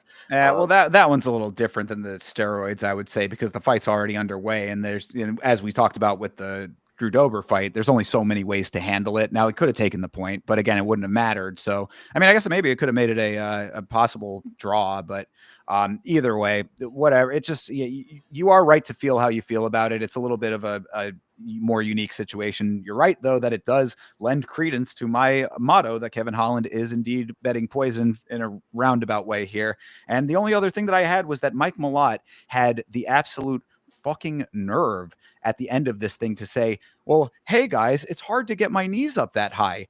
Well, hey Mike, if it's so hard to get your knees up that high, don't throw the illegal strikes, buddy. Yeah. Um, you know, Mike Malott is a fun dude. He's a fun character. It's actually just it's quite funny that you have somebody who represents Canada in the way that he does. Like, he genuinely, after any performance ever, he'll go out there and say, "I'll fucking die for Canada. I fucking love you guys. I just want to fucking fight in front of." It's like, man, I have never seen anybody just genuinely want to fight in front of their home country that bad. That is so funny that you say that. I would not have even remembered this, but I was I was doing laundry earlier today, and that came into my mind, and I just started going to a monologue in his voice, like, Canada, I love you guys so much, Canada. Throw those Canadian flags up, Canada. Yeah. I was like waving my shirt around. It's like, yeah, he really is Captain Canada. But now, I mean, I think that he's really more going into his Captain Canada villain arc over here. I think the Mike Malott heel turn is underway here, considering not only all of what we just talked about, but also what we talked about at the beginning, where he was coming out really determined and almost unsportsmanlike. I mean, Kevin Holland left the hand out there for quite a minute saying, hey, let's touch. He did not want to touch. So, Mike Malott versus the rest of the world representing Canada, perhaps, but maybe now a villain has emerged. Yeah, but this one doesn't move the needle because he had to cheat to get it. So that's just unfortunate. Again, part of the villain arc now. So yeah, I think that the next guy that fights him has to be an American, and he has to go and get one back for the good old stars and stripes, baby. Let's go. Yeah, I actually think Mike Malott can finally, if he would like to actually take his talents upwards in the rankings. I mean, obviously Kevin Holland is a pretty big name. We need to see you outside of Canada, buddy. We literally need to see you not fight in front of your own fucking family Uh, every he time. he fought Trevin Giles in the Apex. No, Does that count? That might as okay, that's in come on. front of an audience outside of There we Canada. go. There we go. Gotcha. I'm with it. I'm with it. Also, yeah, shout out to TJF saying, Mike Malott's brother is pretty cool, and he is. His brother is a professional hockey player, plays for the LA Kings. So, just a Nice. little side note. All right, let's close this thing out with the main event here. This is an interesting case. This is Rainier DeRitter versus Brandon Allen. This is one of the most dramatic stock drops that we've seen in one fight in a recent memory based on what happened in this fight specifically. I mean, when was the last time you saw a fighter at this level specifically? We've seen fighters throw in the towel. I mean, we were talking about that on the watch along. That I forget which fight it was. You might remember where it was a dude who was getting knocked out, and the corner threw the towel in as the knockout was happening. I don't remember which fight that specifically was, but it was recent. But like, that's a completely different story to this. We have not seen a fighter retire, as they say on Tapology, aka throwing in the towel, quitting on the stool. We have not seen that at this level of competition in quite some time. So this is a rather big upturn for a person who was in line for a title shot based on this fight. I would just like to say that I feel so good. Again, this is just galaxy brain chase right here. Everybody, and I mean everybody, was so confident that Renier de Ritter had two knees and a title ship waiting for his name on it. Like I genuinely just did not see it being a walk in the park for Brendan Allen to just get manhandled. And I will say, after the first round, it was sketchy. I was like, okay, all right, if he can do this and finish it, I believe it. I definitely believe in an RDR. What I want to make note also is I remember having discussions with people, and I was like, Renier de Ritter comes from one. I watch one religiously now. I can attest that the grappling and the MMA portions of these events are lackluster. Who can you tell me that Renier de Ritter has grappled with that makes me believe that he could grapple with someone like Brendan Allen? And the person told me that he went to decision or something with the Rotullo brother, one of them. And my immediate question was, isn't this dude a heavyweight compared to like a fucking lightweight? Like, if couldn't he have just manhandled him if it was grappling? Like, I'm confused on why there was a huge weight discrepancy there or something like that. Well, the And grappling is the equalizer, though, right? I mean, with I, weight. I wouldn't say. I mean, if you're this dude was a former heavyweight man, True. like You are true. Yeah, I mean, that is true. so when I think of something like that, I'm like, okay, that's questionable. If he couldn't even get over on a dude half his size or whatever in the grappling, then maybe we should start questioning something. But I let it live at that point. Okay, Rotullo, that's a grappling guy, sure, decent enough. And when you get to this first round, I arguably said this was a 10-8 first round. I mean, this was very dominant for DeRitter. It wasn't strike heavy, but it was dominant enough where you watched it and you knew that Brendan Allen had nothing in that first round. There was no answers. There was no return fire. RDR was in full control that whole first round. I thought it was a 10-8.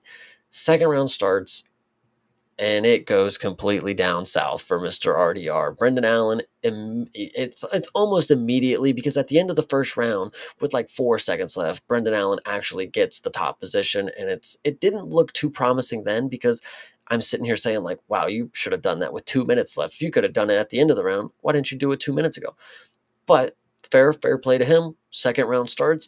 RDR goes back to what he was doing, and Brendan Allen flips the position with 4 minutes left. And honestly, this fight, it was a fun performance, but it wasn't necessarily the highlights and fireworks that you were expecting. I really liked this performance because it was Brendan Allen chipping away at the better fighter on paper. I mean, this is everybody really thought RDR was the god. He was coming for this belt, and somebody as such an what's the word to say? Like Brendan Allen is not the best. He's not the worst, but he's somebody that has been against the best, some of the best. He's been some against some of the worst, and he's often gained a lot of good experience from these matchups. And he's never been afraid to use the skills that he has, his striking and his grappling. And I was very happy that I was one of the only people confident that Brendan Allen would be able to walk in here and get this done. I didn't think he'd finish him. I did not think that was possible. I didn't think RDR's gas tank was going to be. I mean, Yeah, I don't think anybody could have predicted how this was going to end. it wasn't even a gas tank thing. I mean, this is true. This is heart right here. I mean, RDR didn't have the heart to get off the stool in the fifth round. I don't care what you guys want to say about the cardio. I get it, but I also this is a dude who has. You're 21-3, my man. You've fought for belts before. Yeah, well, You should know quitting in the corner is not acceptable. well, that's the ultimate takeaway, isn't it? I mean, he came out after the fact and said that he had neurovirus, which is also AKA food poisoning, prior to the fight. His coach defended the decision and all that. It's like, whatever, dude. It does not change the optics of quitting on the stool at the level that you are at the trajectory that you are at. It's almost unheard of. I mean, it's very hard to think of another example of that happening at this level of the sport. I mean, again, this dude was in line for a title shot based on this. This guy was going to have to fight Hamzat after this if he had gotten his way. So The to think that last this time was this even happened, possible. Yeah. the last time it happened was with Shamil Gaziv in his second. He had two UFC fights and then got jumped to the main event with Yair Rosenstruck and then quit in the fourth round or something like that. Ah, Just so everybody is aware. okay, well, thank you for that. I appreciate that. But yeah, so I mean, look, you are correct. This, kudos to you. You definitely picked Brandon Allen, and you were correct about that as well. I mean, Rainier did start this thing strong. I mean, it was all wrestling everything. So I mean, like, it was an interesting game plan to me. Like, if you, I guess it depends on your perspective. If you take into consideration that he might have been compromised with some kind of sickness or whatever, then it's like, okay, I guess a wrestling heavy approach maybe makes more sense. He did, maybe the compromise might have affected the striking and the power levels. So going to that is like your instinct. Fine, but it seemed like an interesting approach considering that we know that Brendan Allen is good on the ground. So like for him to have Brendan Allen as under control as he did for the first round and a half, basically, I was like, wow, this is actually going RDR's way. And I thought for sure that because basically that second round, it was a mistake by DeRitter that ended up having Allen reversing the position and getting control. So I was like, surely this will be Brandon Allen's time to get a little bit of a little bit of control, and then we're going to see Rainier DeRitter come back in the third and reset, and everything will be back to normal. But when he got up from that second round, I was like, that dude is gassed. That dude is gassed out in the second round, and it looked really bad. And then it only got worse from there. So I don't know if it was gas. I don't know if it was the sickness. I don't know what it was. If you're saying it's heart, that's very concerning. Whatever it was, the optics, and again, we go back to the optics, what it looks like when you're seeing it, and he was in that state of, I cannot do this. Well, one of RDR's other losses is a loss similar to this, where he just did not get up against the one champion. He's now fighting Omar Khan or whatever. And Renier de Ritter did not get up and go to the stool. He at least did better in this matchup because he made it to the stool. But Barely, barely at the end there. but what I will say is, this was not somebody that you looked at and you watch them walk to the corner and you're watching them huff and puff. You watch a dude sit there, take some time, and then he gets up and he's like, it's annoying to me because like I'm looking at a man who I'm watching not huff and puff, but you're telling me he's tired and not able to go. So probably a sickness thing is more reasonable to believe. But like when I watched him get up, yeah, Herzog is telling him, don't touch him. He's got to get up to the corner himself. He's got to do it himself. Get up, fighter, or we're gonna call it. He finally gets up, but it's like this dude isn't even like, he's just kind of doing his fucking. it's actually really fucking annoying the way that he was breathing in that moment, because you can, bro, if you're gasping for air, like I saw a dude in Contender Series laying in his fucking corner, like for 3 additional rounds, huffing and puffing, and that was a legit heavyweight who probably has never done cardio in his life, it has seemed. So that dude had more heart to go out here and finish the fight, willing to go out here and let some shit happen in the last. I don't know. That's just it. RDR. The fact that he did it against the Malkoon dude and won, one time's a charm. Might be able to come back from it. You're young, you get to adapt, you got to learn what you were capable in the sport. But you let it happen again, especially being some years apart or whatever it is, and a different organization, mate. Reputation. I mean, you are the reputable quitter at this point. Yeah, I'm surprised that that narrative had not been circulating in the fan community much more so than it was when he came into the organization. I would have thought something like that would have been all over the place. Yeah, this guy is prone to that type of behavior. I mean, granted, it was at heavyweight, different story, perhaps, whatever, but you saw it here now. So, I found out about that after the fact and was like, man, that's something that I wish I had known, I don't know, yesterday, you know? Well, Uh, CT ESPN, I don't know if it's comparable, took tons of damage against the Roid Monster heavyweight. Yeah, but it's like, again, in this performance, he took a little bit of damage. There was some good elbows, good ground and pound. He was getting folded up like a pretzel by Brendan Allen most of this performance. But does this warrant a quit? He didn't even get his ass whooped, really. I mean, he had some shots and he had a big old lump on his head, but like, it wasn't like Brendan Allen was whooping this dude. He was shoving this dude in all the positions that he didn't want to be. Every time RDR threw his legs up, Brendan Allen just shoves him back down. And I thought it was a really good performance. Brendan Allen utilizing the country farm strength that I knew he was capable of having.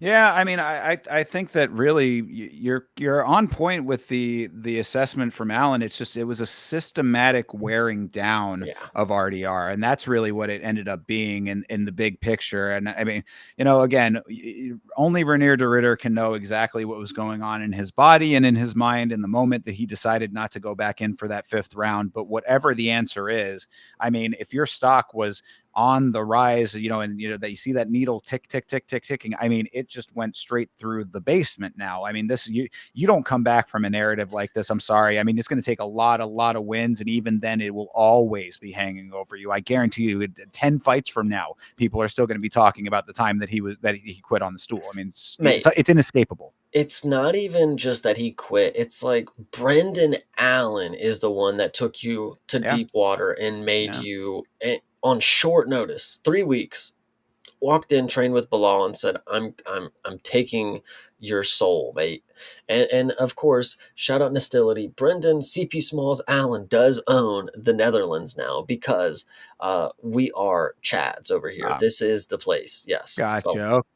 Yeah, no, it's true. I mean, like I loved Hamzat's response to this, where he said, "What the hell?" He said something along the lines of, "This bullshit guy quits." And I yes. was like, "That's a pretty good succinct way to say it." So yeah, I mean, I don't know. I don't know what you even do with RDR at this point now because of that. Again, this is just one of those things that fundamentally changes the perception of a fighter. What do you even do with Brendan Allen? I mean, like he can't. Surely he cannot get a title shot off of that. So I mean, like, did you have him versus Fluffy now? I mean, that he already did that. Like, what do you know? What I'm Literally saying? happened like 3 months ago or That's some what I'm shit like that. saying. So, Yeah. like, but Fluffy is the only answer I would say right now. So it's like, I think that really what you do, sadly, is I think that you just leapfrog both of them and then give the loser of the fight to Allen, maybe, or maybe have Allen as the next one up after, depending on who wins. If Fluffy ends, either way, if Fluffy or Hamzat wins, you have Allen be the next challenger thereafter in line. And Imavov, buddy. oh, right, Imavov as well. Yeah, that's a good point. So yeah, I mean, okay, then I Give don't him know. Izzy. Fuck it. I guess it's like what I'm saying. My point is that, whatever ends up actually happening is kind of irrelevant. My point is that it's unfortunate that Brandon Allen is in the position that he's in now, because it's like a win with this set of circumstances, the style of win, all of the things that are the circumstances here. It doesn't necessarily even help him out. Like it does not push him into the direction he needs to go. The only person who had anything to gain from this fight was Renier de Ritter, and now he completely bungled that. You dropped all of his stock. I actually think Hydra's cooking. Allen and Drekus have beef, match them. You know how Brendan Allen fights when he's got beef. If you want to look back at Vittori's face, at what Brendan Allen was willing to do against that dude, I mean, Brendan Allen is a grappler again at heart, but he's one of these guys that if you give him a little bit of a battery, he'll show you how game he is when it comes to this MMA shit. So And he did ask for it too, so I guess that does make sense. true. There you go. Yeah.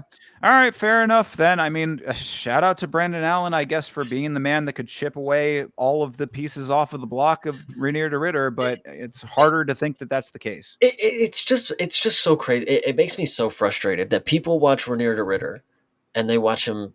They need, he knees Bo Nickel to death. He knees Rob Whitaker to death, and then everybody's just like they're just so. I don't know if it's just casual or they're just lazy. It's like, oh, he's just gonna knee him. He's gonna knee Brendan Allen. Brendan Allen's just gonna get kneed. He's just gonna fucking lose. He's gonna get kneed by already. It's like, why does people think that a fighter who is good at something that they do, a handful of times, it's like that's just gonna be what they do every single fight. He's just gonna knee the next guy. He's gonna obliterate him with knees. Brendan Allen sucks. Knee. Like it makes me so frustrated because like, did you just thought he was just gonna walk in and you saw he kneed him once in the fight. Well, no, but see, I don't think it's a casual take to think that the fighter that does something well will do it. But I think that the difference here is that he didn't try to strike at all, basically. I mean, like there was no striking in this fight. Like this was all on the ground. And that I think was very confusing to a lot of people. And again, I think it does signal towards him having some kind of compromise coming into the fight. And that's all well and good, my man. That's very fine if that's the case, but it does not matter.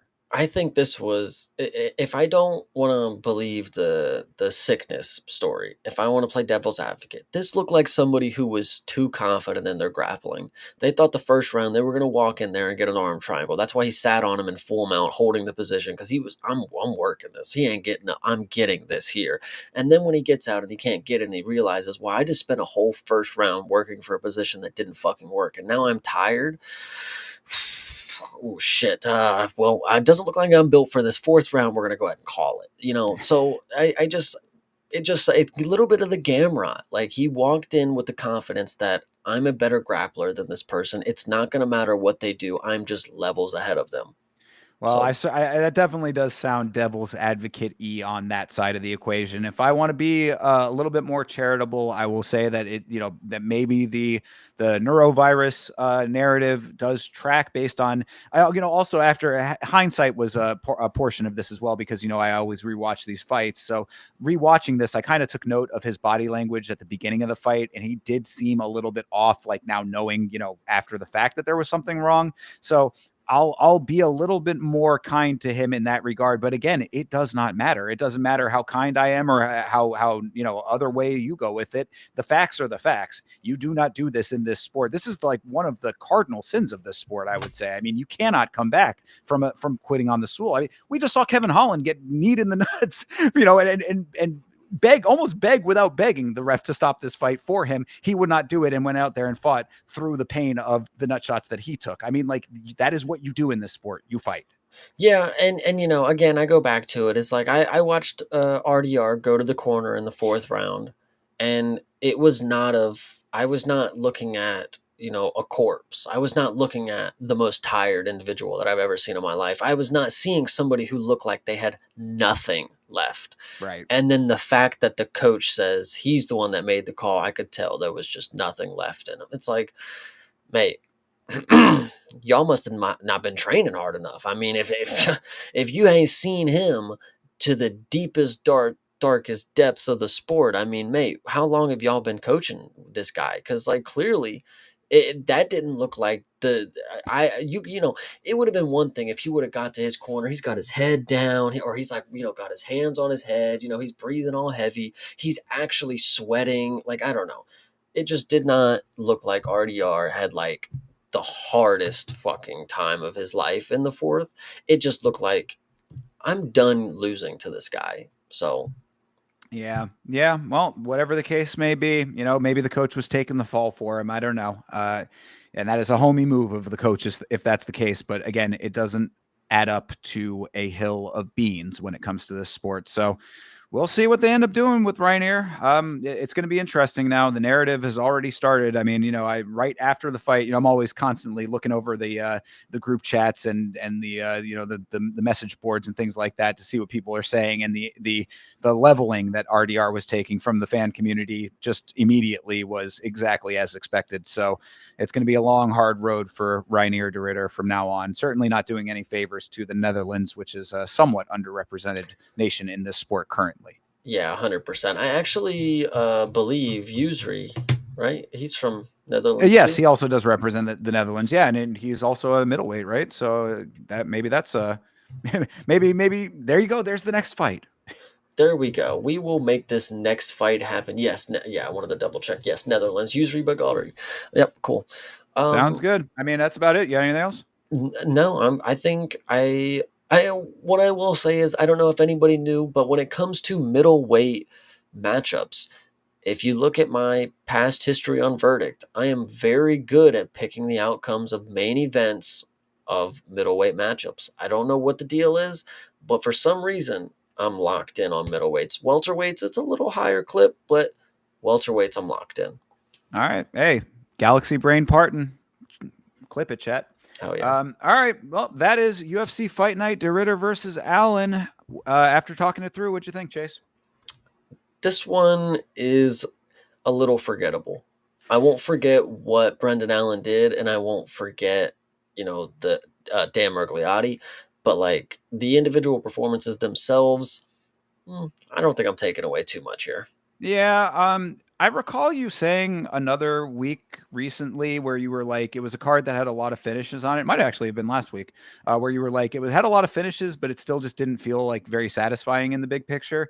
That's how I felt about this card. I feel like you crucified me for that last I week. did. I did. Well, because I felt differently, but this week I feel like this. So, Okay, week over week, things fair. change, brother. Yeah, was there a lot of finishes on this one? I guess I didn't Early. feel like that. It Yeah, was actually the same. It was the same deal. It was the undercard had a lot of finishes. So, there were a gotcha. good amount of finishes, and I thought that some of them were okay. But like overall, it just felt like it was lacking. And then, of course, with all of the absolute ridiculousness when it came to the refereeing, there was just a lot of negativity on this card. This felt like a little bit of a cursed card to me. I want to start something right now because I'm curious if the chat will be able to back me up on this. What is the one thing that you are looking forward to getting more information on after this card? What I want to say is, I want to see if Mr. Park's jaw is actually fucked up. Like, I want to know if that is a true thing. Obviously, Bruno Silva and his PED testing is another one of those, but Sure. Yeah, um, I want to know if there's going to be any repercussions for Dan Mergliotta. That's what oh, You know true. me with my regulations. I'm an MMA regulatory nerd over here, so I'm definitely interested to see if there's anything that comes from that, which I suspect there will not be, but there certainly should be. So yeah, if you guys are interested in any of anything related to this and further information from it, let us know in the Discord. Let us know on social media somewhere, and of course, tune in on Fridays for our Friday free for alls, where we will be going all over the news of the sport. Oh yeah. All right. Well, that takes us to the upcoming card, which of course is UFC 321. This is Tom Aspinall versus Cyril Gane. You want to talk this thing through real quick? Yeah, we can run it down really quick. And of course, keep an eye out on this Friday. Again, for the Friday streams, we will have our friend Sarah Toby, who has an inside track on the big man Tom Aspinall. So she's going to be giving us some tips and information that you might not know about outside of her world. So we will go through some of these fights for you right here, right now, though. Tom Aspinall versus Cyril Gane. What are you thinking? Um, I recently the UFC uploaded all of Tom Aspinall's finishes in a 2 minute clip or whatever because that's how long it takes. When you watch it, because I wasn't here for Tom Aspinall as a young prospect. I've only been around for the last. This dude he's only fought 2 times since I've fucking seen him, unfortunately. But when you watch all of his finishes and you see all the names that he's beaten, it's not even really about that. It's about the instincts that this dude has. I mean, when he punches people, he's sprinting across the cage to go punch them some more. When he punches them, they go flying across the cage. When he is on top of them, he's dropping elbows. When he's going for submissions. The one that really stuck out to me the most was the Alexander Volkov win. He literally trips him, gets him down, and just straight arm bars him. Like, it's like, okay, he can just do whatever the fuck he wants to anybody, apparently. And that's let alone him just being able to walk in there and put anybody's lights out with one strike. Cyril Gane is very good on the outside, but it's the same thing with Derek Lewis. I mean, do you think 25 minutes are going to go by that one strike doesn't land? That's something of a threat.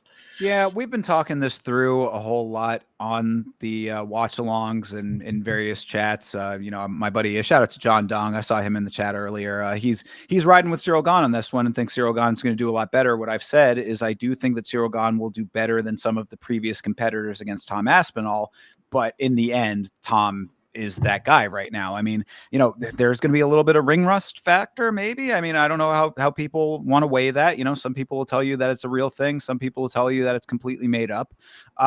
What we know of Cyril Gane is that Cyril Gane essentially was gifted his last win. We know that Cyril Gane essentially has one foot out of the door from this sport often. We just reviewed a movie that he was in, if you recall. He was in a film called KO. Go back and rewatch our review of that fine film. But Cyril Gane to me is just, I feel like he's another one of those guys that kind of has already completed his arc in this sport and doesn't really have the level of talent and dedication that Tom Aspinall brings to the table. Tom Aspinall takes being the champ very seriously. He wanted to fight the best in the world. Of course, the best in the world did not want to fight him, so that's a whole separate situation, of course, but he wanted to. And he wants to be champ. He has the mindset. He has the same mindset that Dreekus had when he was champ. You know what I mean? Like taking the championship seriously. And I don't think that anything that Cyril Gane is going to bring to the table is going to be something that is going to be overwhelming to the point that Tom Aspinall cannot handle it. I think this last one is a really good comment right here. I think he's going to do about 3 times better than all the others. So about 3 minutes finish for Tom. Yep. Bingo. Hydra consistently hitting nails upon their heads. And that is another one just like it. So I agree entirely as well. Yeah, I mean, he will do better. I think that Cyril Gane, he moves well for a heavyweight. He's got a lot of good qualities naturally. He's a gifted natural athlete. I think I would say, I mean, he's still, even to this day, younger in the sport. I mean, he surged up through the sport very quickly because he was naturally gifted. Mm-hmm. Physiologically, he's a specimen. But when it comes to all of what Tom brings to the table and all of what he brings to the table, he will fare better, but not enough to get a win. 100%. That is my call. So you're going with Aspinall as well? Yeah. All right, there you have it. Of course, as you know, people, Chase and I streaming to our individual channels, you let us know who you think has the better takes on these upcoming fights. Hell yeah. The co-main event of this is also a title fight. This is Virna Jandiroba versus Mackenzie Dern. Why is Mackenzie Dern in this fight, Chase? Because they've already fought each other and they can build up a rematch. And then if, Virna wins, which is most likely what's going to happen, then they have a trilogy at some point, somehow, some way. I don't think that's going to happen, but Mackenzie Dern, attractive Brazilian girl. I actually, if you want insider information, she posted a picture, and I don't know if she had already had lip injections. Um, she definitely does now. That So doesn't surprise me. Yeah, to me, this is pretty privileged, to be perfectly honest. Mackenzie Dern, 3-2 in her last 5, I believe. Virna Jandiroba coming off of a streak, had to claw her way into the position that she is in now. This is I really don't think that there's any real way that you justify this aside from the narrative that you outlined there. Mackenzie Dern being put into this fight is ridiculous to me. Granted, there is that history, so okay. I think that Virna Jandiroba has outpaced Mackenzie Dern in a very real way and gets the job done in this fight very handily. yeah, Mackenzie Dern, she does have BJJ, and Virna is gonna wrestle and get her on her back. Will Mackenzie Dern be able to use some BJJ and get a submission? Because that's really the only way she's gonna be able to win this fight. Because most of the control time is gonna go to Virna if she's gonna just manhandle her to the mat, and then Mackenzie is just gonna be stuck shooting her legs in the air trying to get these triangles and arm bars, and it's just not gonna work. I don't think, especially when you tack on 2 extra rounds for Virna. I mean, Mackenzie Dern might be able to skate away with a win in 2 rounds, and I think it was a split decision. And who knows what was going on in that. But Mackenzie Dern literally just lost to Jessica Andrade 2 fights ago. So You know what I remember when you bring up Mackenzie Dern's BJJ? I remember her losing at the CJI. Not this nice. past one, but the year before. So yeah, Mackenzie Dern is a BJJ practitioner, but that doesn't mean that she's always winning and that she's always the most highly effective one of them. And then you mix in all of the other martial arts and all of the other elements that go into MMA specifically, where BJJ is only one component of a much larger puzzle. And I think that the well-roundedness breaks down very quickly for Mackenzie Dern. Now, granted, we have seen versions of Mackenzie Dern that have been amazing. I will never forget Mackenzie Dern versus Angela Hill, where she looked like a completely different person. She looked amazing against Angela Hill in a way that we had not seen her before. I called it post-divorce Mackenzie Dern. We thought that a new mythical fighter was unlocked at that point. Then she went right back to losing. So I'm saying that Mackenzie Dern has been very spotty. Now, granted, I am the first person to tell you I think that she is the hottest chick in the game. So, as far as being Jillian Roberts, are you serious, dude? Like, come on. more than no, are you trolling right now? Okay, I see the smile. Got you. Yes, no, Mackenzie Dern. I mean, that's my lady right there, and there's a multitude of reasons for that. Perhaps those lip injections are one of them. But either way, I understand that aspect of it, and I'm not taking that away from her. But I do think that is a big reason why she is in this fight, and I don't think she deserves to be here for this one, especially after Virna has done all the work that she has done. Virna takes this fight handily. Everybody noticed Virna is the dog in this fight. So Wild, just because she won the last one. I guess I don't know. Couldn't tell you. Dog money on Virna Jandiroba. That screams volumes to me from the mountaintops and the hills. So I don't know. I mean, look, Mackenzie Dern, I guess you could say that she does have a different bodily build, and I'm not just talking about her ass. Obviously, I'm telling you, she's got thick legs. She has a solid base. There are elements of her physiological makeup that do lend a little bit of natural ability, maybe. But Virna has shown us that she's able to slink her way through all of that. Like Virna is very crafty. Virna has gotten a lot of high level. A lot of high level experience under her belt at this point, and she's seen a lot in this sport at this point. So I don't see any reason why Mackenzie Dern's skill set does not get overworked by Virna. 100%. All right, you going with her as well? Going Virna. All right, yeah, plus 140. Get it while you can. All right, next up, Umar Nurmagomedov coming back against Mario Bautista. Bautista, a guy who is consistently counted out in his fights, yet somehow wins a whole bunch of them. This one, I don't see him winning. I think Umar is. I mean, whatever Mario thinks he's gonna do to nullify what Umar's gonna do, I don't think it's gonna work. I think Umar, unfortunately, has a better skill set of what Mario has, and it's kind of the same. Like when Umar and Mario get to their wrestling, it's more or less the same thing. Hold the dude against the cage. I mean, that's generally what it is. Umar at least has the ability to get people down, and his plan is to hold them down. Mario Batista, he just wants to get to the cage and then hold you there for a little bit, and then we're back to striking. So it is a little bit of style matchup. Who's going to win on the feet? I think Umar's going to win in the grappling department, but on the feet, I could be surprised. Umar's got some pretty good kicks, by the way, so it could be interesting. Yeah, Umar does kind of elevate the Dagestani base in an interesting way. Most more so recently, actually, because I remember earlier Umar fights thinking, "Damn, this dude is really a wet blanket," straight out of the Habib school. But he has gotten a little bit more well-rounded, added a couple more tricks to the game. I think that the speed is probably going to be pretty even here, so I don't think he's going to have much of an advantage there. And if it does end up being those cage clinchy situations, it's a lot of hugging on the cage. I think that Umar ends up getting the better of that. He's really good at corralling the legs. He's really good at sweeping and moving position to where he wants it to be. Bautista does have a pretty firm base, so I think it's going to be harder earlier in the fight. I would say Umar pulls away from this thing midway through and makes it his fight a little bit later in the fight. But there is some little nagging element that does say that because there's a lot of evenness here, that Mario Bautista might be able to pull off a crazy upset. Just, it's in the back of my head. The reason I say you're correct with that assessment is because I think split decision is very likely for this one. I could see that as well. Yeah, I definitely could see that as well. So I would say probably taking the over on rounds is maybe more of the smart thing here. I don't think that Umar is going to be able to be as overpowering to get Bautista into a submission position necessarily. Bautista, he's crafty enough to get out of like. I think that he'll have the same type of circumstances that Corey had, where Corey was able to get out of the control. But Bautista is just going to go back to what he consistently wants to do as well. It's going to be like two Rams button heads kind of thing. They're just going to be butting up against each other a lot of this fight. So I would think over 1.5 is probably pretty safe. Yeah, fair. So, all right, but who are you going with? You're going with Umar? I'm gonna go. No, I'll go Mario Batista.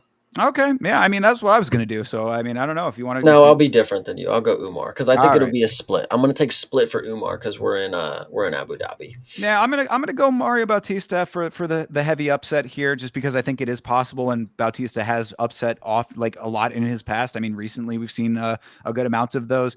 Not super confident in it, but I'm more confident in the rounds. So I'll go with him for the show, but my bet's gonna be the rounds. Hell yeah.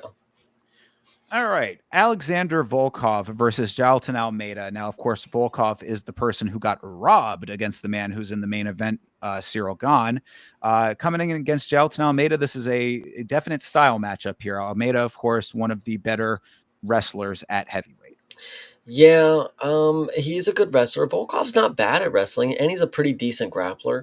The size is definitely a big glaring thing with Volkov. He's obviously one of the taller people in the promotion itself, so he's always going to have the reach and the height advantage. But will Jailton be able to use his quickness to just slip on the inside and just take his back and take him down? Like I feel like that's exactly what it'll be. I mean, he'll stand with him for a second, and then he'll just shoot and then drop to a knee and then just switch to a back and then just pick him up, take him down. I don't know. I feel like it should be that easy for Jailton because when you look at the athleticism difference, I mean, Volkov is a little older generation kind of fighter. I mean, he's not necessarily your quick, spunky kind of X factor guy. He's just very well rounded at what he does. I mean, at 6'7", for him to be able to have all the skills that he does, it's genuinely a puzzle to figure out. But when you're Jailton Almeida and you're you just fucking you go in there and wrestle whoever the fuck you want. You pick them up, throw them around. I mean, we'll see what happens, but I want to go with Jailton, I think. Yeah, no, I like the way that you put that though, that Volkov is like an older generation fighter because it's like, yeah, I mean, they're kind of similar in age, but like the reason that it's the generational element that sticks out to me is that like Volkov comes from the era of the sport where it was just sluggers. Jalton Almeida kind of represents a different style of heavyweight than a lot of these guys have faced. Jalton Almeida, for the longest time, was the guy that I thought was going to be the next wave of people who actually have that well-roundedness at heavyweight to incorporate the wrestling and make it work. And to an extent, he has done that. He's gotten caught as well. So it's not always going to be foolproof, but at the same time, I think that Volkov has a type of fighter and a type of fight that he is comfortable with, and Jalton represents a problem that he is not necessarily going to be as well equipped for. Yeah, this one will be fun though. I like this matchup. Yeah, same here. So I also will be taking Jalton Almeida on this one, unless Volkov can pull the one move that we know works gangbusters on him, which is elbows to the side of the head when he No, is in the clinch. no. You're mistaken. The actual move that is what Volkov needs to pull out is in the middle of his round. He needs to comb his hair. Oh well, yeah, that's a given. Obviously, yeah, we need instant grooming Volkov to level up 2 levels in mid fight. That is very true. Yeah, 100%. All right. Going on down the line here, Alexander Rakic versus Azamat Mirzakhanov. I love this fight. I am a big fan of Mirzakhanov. I think he's been a guy who's been under the radar for quite a while, and I think that Rakic has been a little underwhelming in his last couple of performances. So I like this matchup. Oh, I like this performance, or I like this matchup as well, but for the opposite reasons. I'm not a big fan of Azmat because he's not necessarily the most active. He's 15-0. That means he's got a target on his back. Fair. Alexander Rakic, though.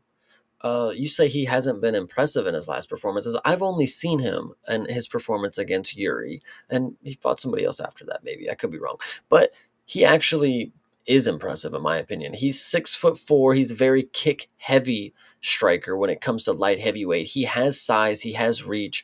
He just doesn't necessarily have all the skills to put it together, especially when you go up against the Czech samurai and you tell him he's not a samurai before the fight. You've already True. fucked up. Yes, sir. Rakic, though, potentially has the ability to immobilize most of the light heavyweight competition with how good and fast and effective his leg kicks are. I think that's going to be the main thing that's going to take Azamat a little bit out of this matchup. Is Rakic is going to rip the legs early and quick.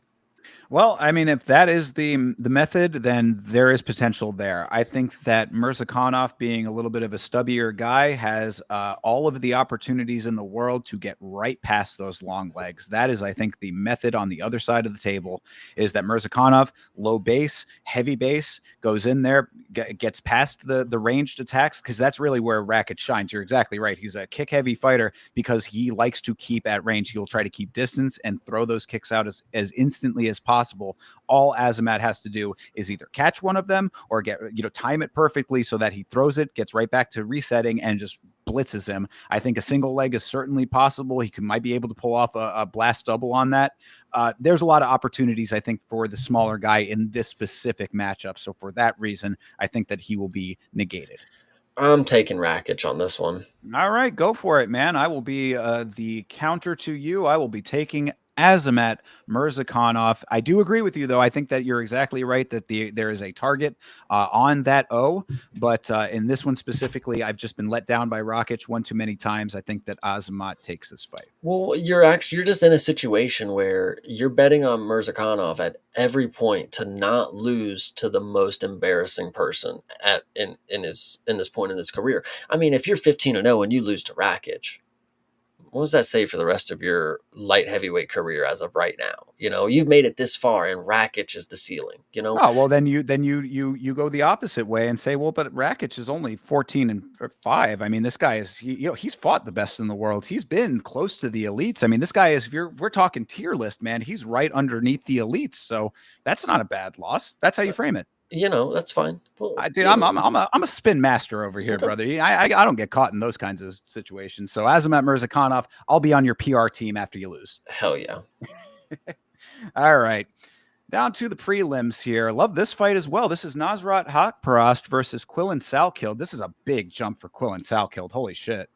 Yeah, this is the guy who gets a knockout in 13 seconds of the Indian fighter versus a guy who's a veteran, who's a warrior, who is a true striker. This is obviously in the bag for Nasrat Haqparast, in my opinion. Oh God, yeah. This is they are feeding Salkild to the wolves with this fight. This is kind of a crazy fight to think about. Now, granted, you get a win, you got to fight up. I mean, it does make sense that you want to put him against somebody who's really going to test him, but this is a real test, and I just don't think that Quillan Salkild is going to be up to what Nasrat Haqparast brings to the table. Nasrat is a gangster, bro. Yeah, he is, for sure. Yeah. Yeah, absolutely. So, I mean, yeah, really not too much else to say about this. I think this is going to be a walk in the park for Nasrat. I think Well, listen, I'll say something. If you guys didn't know the story by now, Nasrat Haqparast, the first time I ever watched this dude fight, I was sick, right? I was sick and pay-per-view was playing, and I remember stopping, and I said, "Holy shit, this Nasrat Haqparast dude is like so fun." I was genuinely feeling the sickness leave my body from watching such a beautiful performance from Nasrat Haqparast against Jamie Malarkey, I believe is what it was, and then he fucking finished him, of course. Nasrat Haqparast is one of the fighters that the eye test will tell you everything you need to know about how good they are. He passes that test. So yeah, absolutely. I mean, you see this guy fight. The striking is just it's almost amazing to me that he is 18-5. Like the 5 seems like it doesn't belong when it comes to him. right. You know what I mean? Like you've seen so many like classic perform. It's kind of crazy to me as well that like he's not a bigger name in the sport based on what we've seen out of him. He's another one of those guys that's like bubbling beneath the surface, but like when people finally like start to come around to figuring out that this dude is like the real deal, he should be a much bigger name. So hopefully he goes out there and keeps racking up the highlights that he's capable of. Yeah, to be honest, that fucking featherweight Moroccan dude, I mean, God, I can't stop talking about about that guy. This guy should be the real deal right here. This is the real Moroccan devil right here. So Listen to that hate just pour out of your pores, man. Listen to you. But that's okay, because you're talking about Nasrat Hakparas, and that is a dude who definitely deserves the praise. So, Quillen Salkild, use that mustache to the best of your abilities, sir, but I just don't think it's going to be strong enough. yeah, 100%. All right. Next down the line, Ikram Alaskirov versus Jun Young Park, the Iron Turtle. What are you thinking? This is an interesting one to me. I think there's two possibilities, and Jung Young Park is going to take Ikram into deep waters and win, or Ikram's going to starch him in the first round. Do I want to put my money on the guy who gets hurt in every single one of his fights? I hate to say no. Like, I know Park is a warrior. You know, this is a dude who'll fight for your money. But the fact is every time you have money on him, it's gonna be a fight. It's not like he's ever has the possibility to just walk in and walk out. I mean, for him to win a fight, he's gonna have to have a bloody nose first. Bro, this guy claws his way through the trenches for his wins every time. That's why I Yeah. love the guy. So I'm a huge fan of the Iron Turtle. If you didn't know, he's in that class. I wouldn't say like one of my absolute favorite fighters, but he's definitely one of my favorite people in MMA because, as you're saying, he is as game as they come. The Koreans often very game. So he definitely goes out there and puts his all into his fights and often comes up victorious with that, but equally on the other side, it feels like there's always the possibility of him losing. This fight, I would completely stay away from. I want to believe that he has the ability to pull that off in this fight, but Ikram is also that dude. Losing a fight to Robert Whitaker on short notice does not really change what he was already doing, in my opinion. This, what we'd said about the other Park, about the Park that we had just been talking about earlier on the last card, that does not apply to Ikram, in my opinion. Like, we've seen Ikram come back. Granted, he starts Andre Muniz, who is now out of the organization, but you see Ikram and the abilities that he has as like with outside of that upper echelon here, which Park is not in.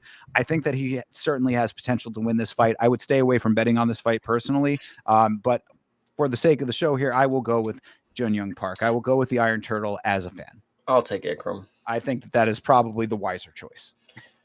All All right. right. This next one is another fight that's it's interesting to me, but I don't know. It's Ludovic Klein versus Mateusz Rambecki, another person that goes to war like almost every time he fights. Rambecki is about as game as they come, but doesn't always win, even with that mentality. So, I mean, only 3 losses in total, though, so it's not like it's a foregone conclusion that he does not get the win, but we've seen him come up short with his warrior spirit, I guess is what I will say. This is a difference, though. Yes, this dude goes to war every single time. This is a guy that is getting punched in every single one of his fights, and it is hard to say that he's trustworthy money. But the reason I think it's different is because when I watch Mateusz Rambecki against Chris Duncan and against Miktabek Orabai, this is genuinely one of the scarier dudes to match up with. He never stops walking forward, and he punches hard. He mixes up a lot of stuff, and listen, talk about game, man. I mean, this is a dude. He's at a size and a wingspan that is very unique for this weight class. He's not normally gonna have the imposing size against his opponents. Luckily, Ludovic's also kind of a short, stubby guy, but this one right here, I don't know. Ludovic just lost to Gamrot. I mean, convincingly. And people were very confident that Ludovic had it in the bag. The fact that he's a favorite against Rebecki, who is a literal dog, is crazy. Oh God, yeah, Mateusz Rambecki at plus money that's like music to my ears, bro. Yeah. Are you kidding me? Yeah, there's no way I'm betting against Rambecki. Absolutely. I mean, this dude, I think that the one thing that's unfortunate about Rambecki is that he doesn't have the finishing ability that we've seen lately. I mean, like he has finished fights, obviously, but like it seems like as he rises up, he continues to have the never quit attitude, but like he just needs to put the power behind it. And he is a zombie. I mean, the guy never stops coming forward, but it's at the expense of the gas. It's at the expense of the power to sometimes. So it's like, it's hard to, it's like the last piece of the puzzle. It's hard to say that he like couldn't be one of the greats if he just had that one little last bit, which is the continued power. But regardless of that, I think he's just going to be able to outwork Ludovic Klein. This guy will not quit ever. He's a nonstop fighter. Yeah, he gives the Polish fighters a really good reputation, just like most of them do. Damn right. Polish power on full display with Rombecki, except for the finishing part. Oh yeah. All right. Next up, Abdul Karim Al Sawadi versus Mateus Camillo. Al Sawadi, I remember, but why am I remembering? I remember the name. You shouldn't. No? Nope. He's Nothing? nobody. He's a nobody? He's just lost to some random dude in his last fight, and then the Camillo dude has had one fight in the organization that he lost. I mean, this is genuinely one of the stupidest fights to have on this card, because if you look at all of the fights that we've gone through so far, this is low key. Kind of cooking a little bit. This is pretty kind of a card, banger. Yeah. But this fight right here, like, are we serious? Like, okay. Well, then you tell me who's gonna win. I'm gonna take. I'm gonna take Mateus Camilo. All right. Well, then I will go with Al Sawadi. Not confidently, of course, because I do remember the name. But if he's coming off of a loss, I don't know if there's much to put stock into. Go with the over if they're both newer guys who are not like going out there and starching people. Yeah. Rounds, that is, over on the rounds. All right, next up, Walter Walker finally back. Of course, Walter Walker had to drop out of a recent fight, so good to see that he is well, actually, he didn't have to drop out. His opponent dropped out. It was correct. Walter Walker was supposed to be going up against Mo Usman, and of course, Mo Usman popped like a damn dirty cheater. So Walter Walker versus Louis Sutherland. Louis Sutherland is a dude who stepped in on short notice, I recall. I believe that he lost that fight. Or is he coming off the Contender Series? It's one of the two. I remember him, though. No, he wasn't on Contender Series. He hasn't been in the UFC yet. His fight got canceled for some reason a couple of weeks ago. Okay. Got you. Okay, so he was going to make his debut at that point. I forget who it was against, but yeah, they pulled out. I thought I had recalled him from, maybe it was from that. Then I guess I thought he came in on short notice as one of those guys that was like, pull him to kind of see if he was going to be somebody. But yeah, all right. Well, if this is his debut, then what do you think? Walter Walker by heel hook? Gotta be, I guess. I mean, Louis Sutherland is probably just here to give his heel to him. I can't really say too much is gonna be different. I'll believe it now. I mean, if he's destined to go for the heel hook every single fight, I mean, sure, I'll go for it. But I'm not one to believe that if he does it every single time, he's gonna continue to do it. So well, I'm a big fan of believing until I have a solid reason not to. And Louis Sutherland coming into the organization as a newcomer gives me every confidence in the world that Walter Walker gets this fight done. So that being said, is it by heel hook? Maybe not, but I got to believe that Walter Walker is the better choice out of the two if this guy is a newcomer. Yeah, true. He's from Bellator back in like 2015. So I thought the name was familiar. Okay. All right. Well, if that's the case, then my feeling on people coming in from other organizations certainly stands. True.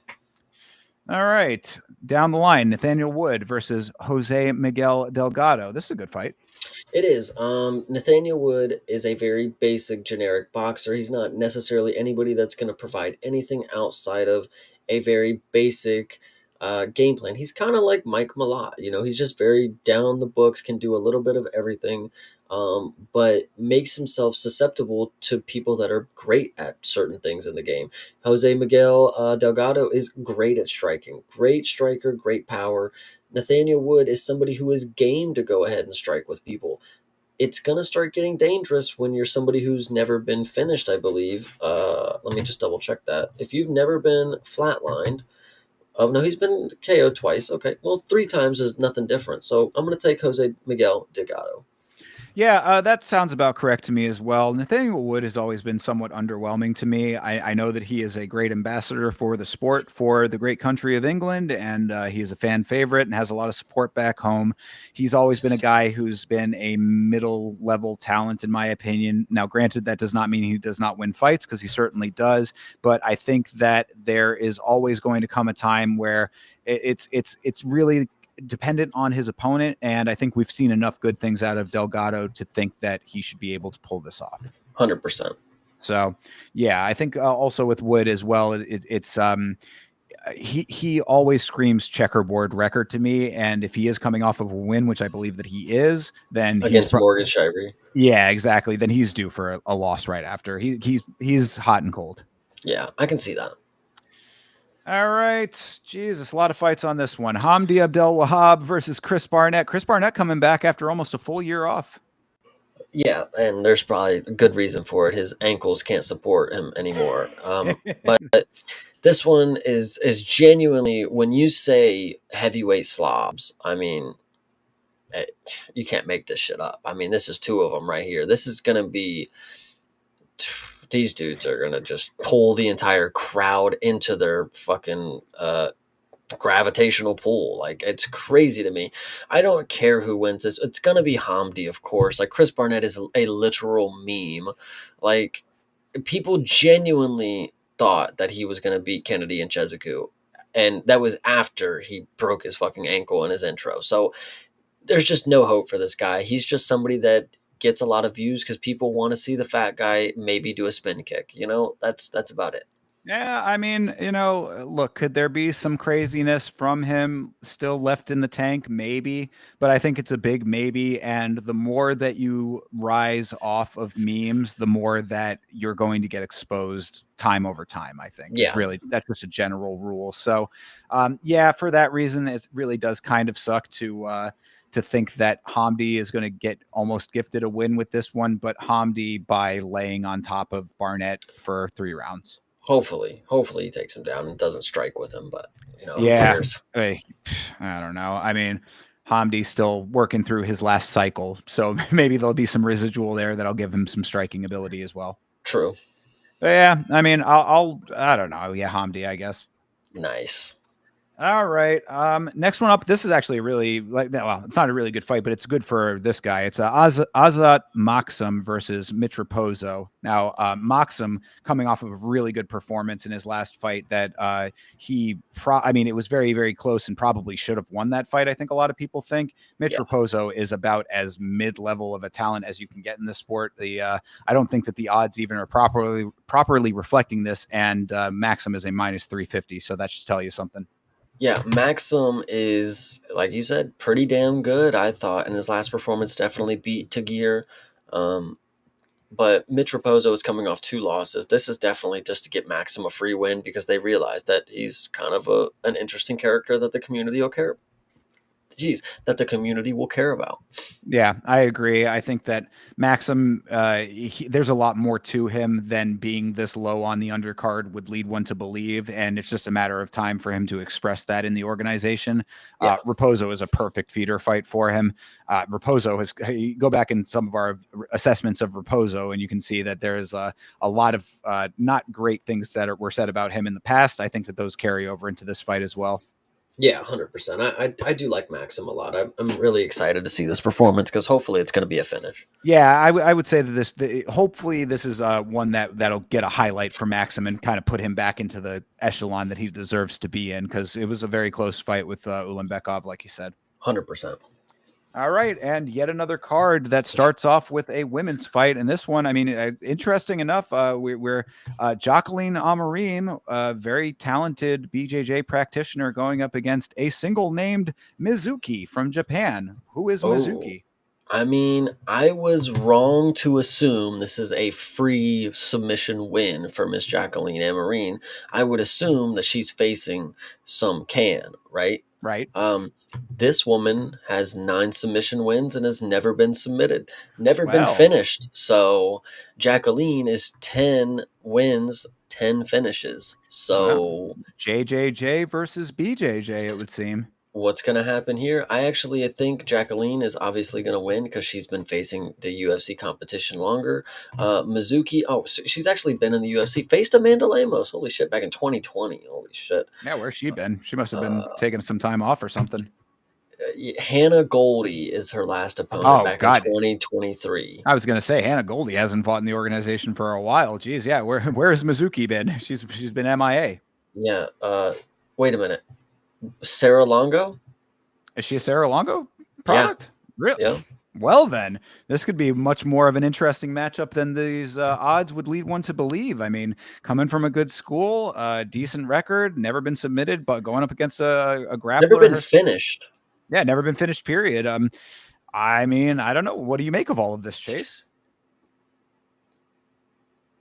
Amarine by finish. I mean, yeah, I was going to say you can't go against Amarim. Come on, dude. We've seen some really impressive things out of Amarim in the past. Like all of those credentials that you laid out are great. We just saw a Sarah Longo guy on the Contender series get fucking starched.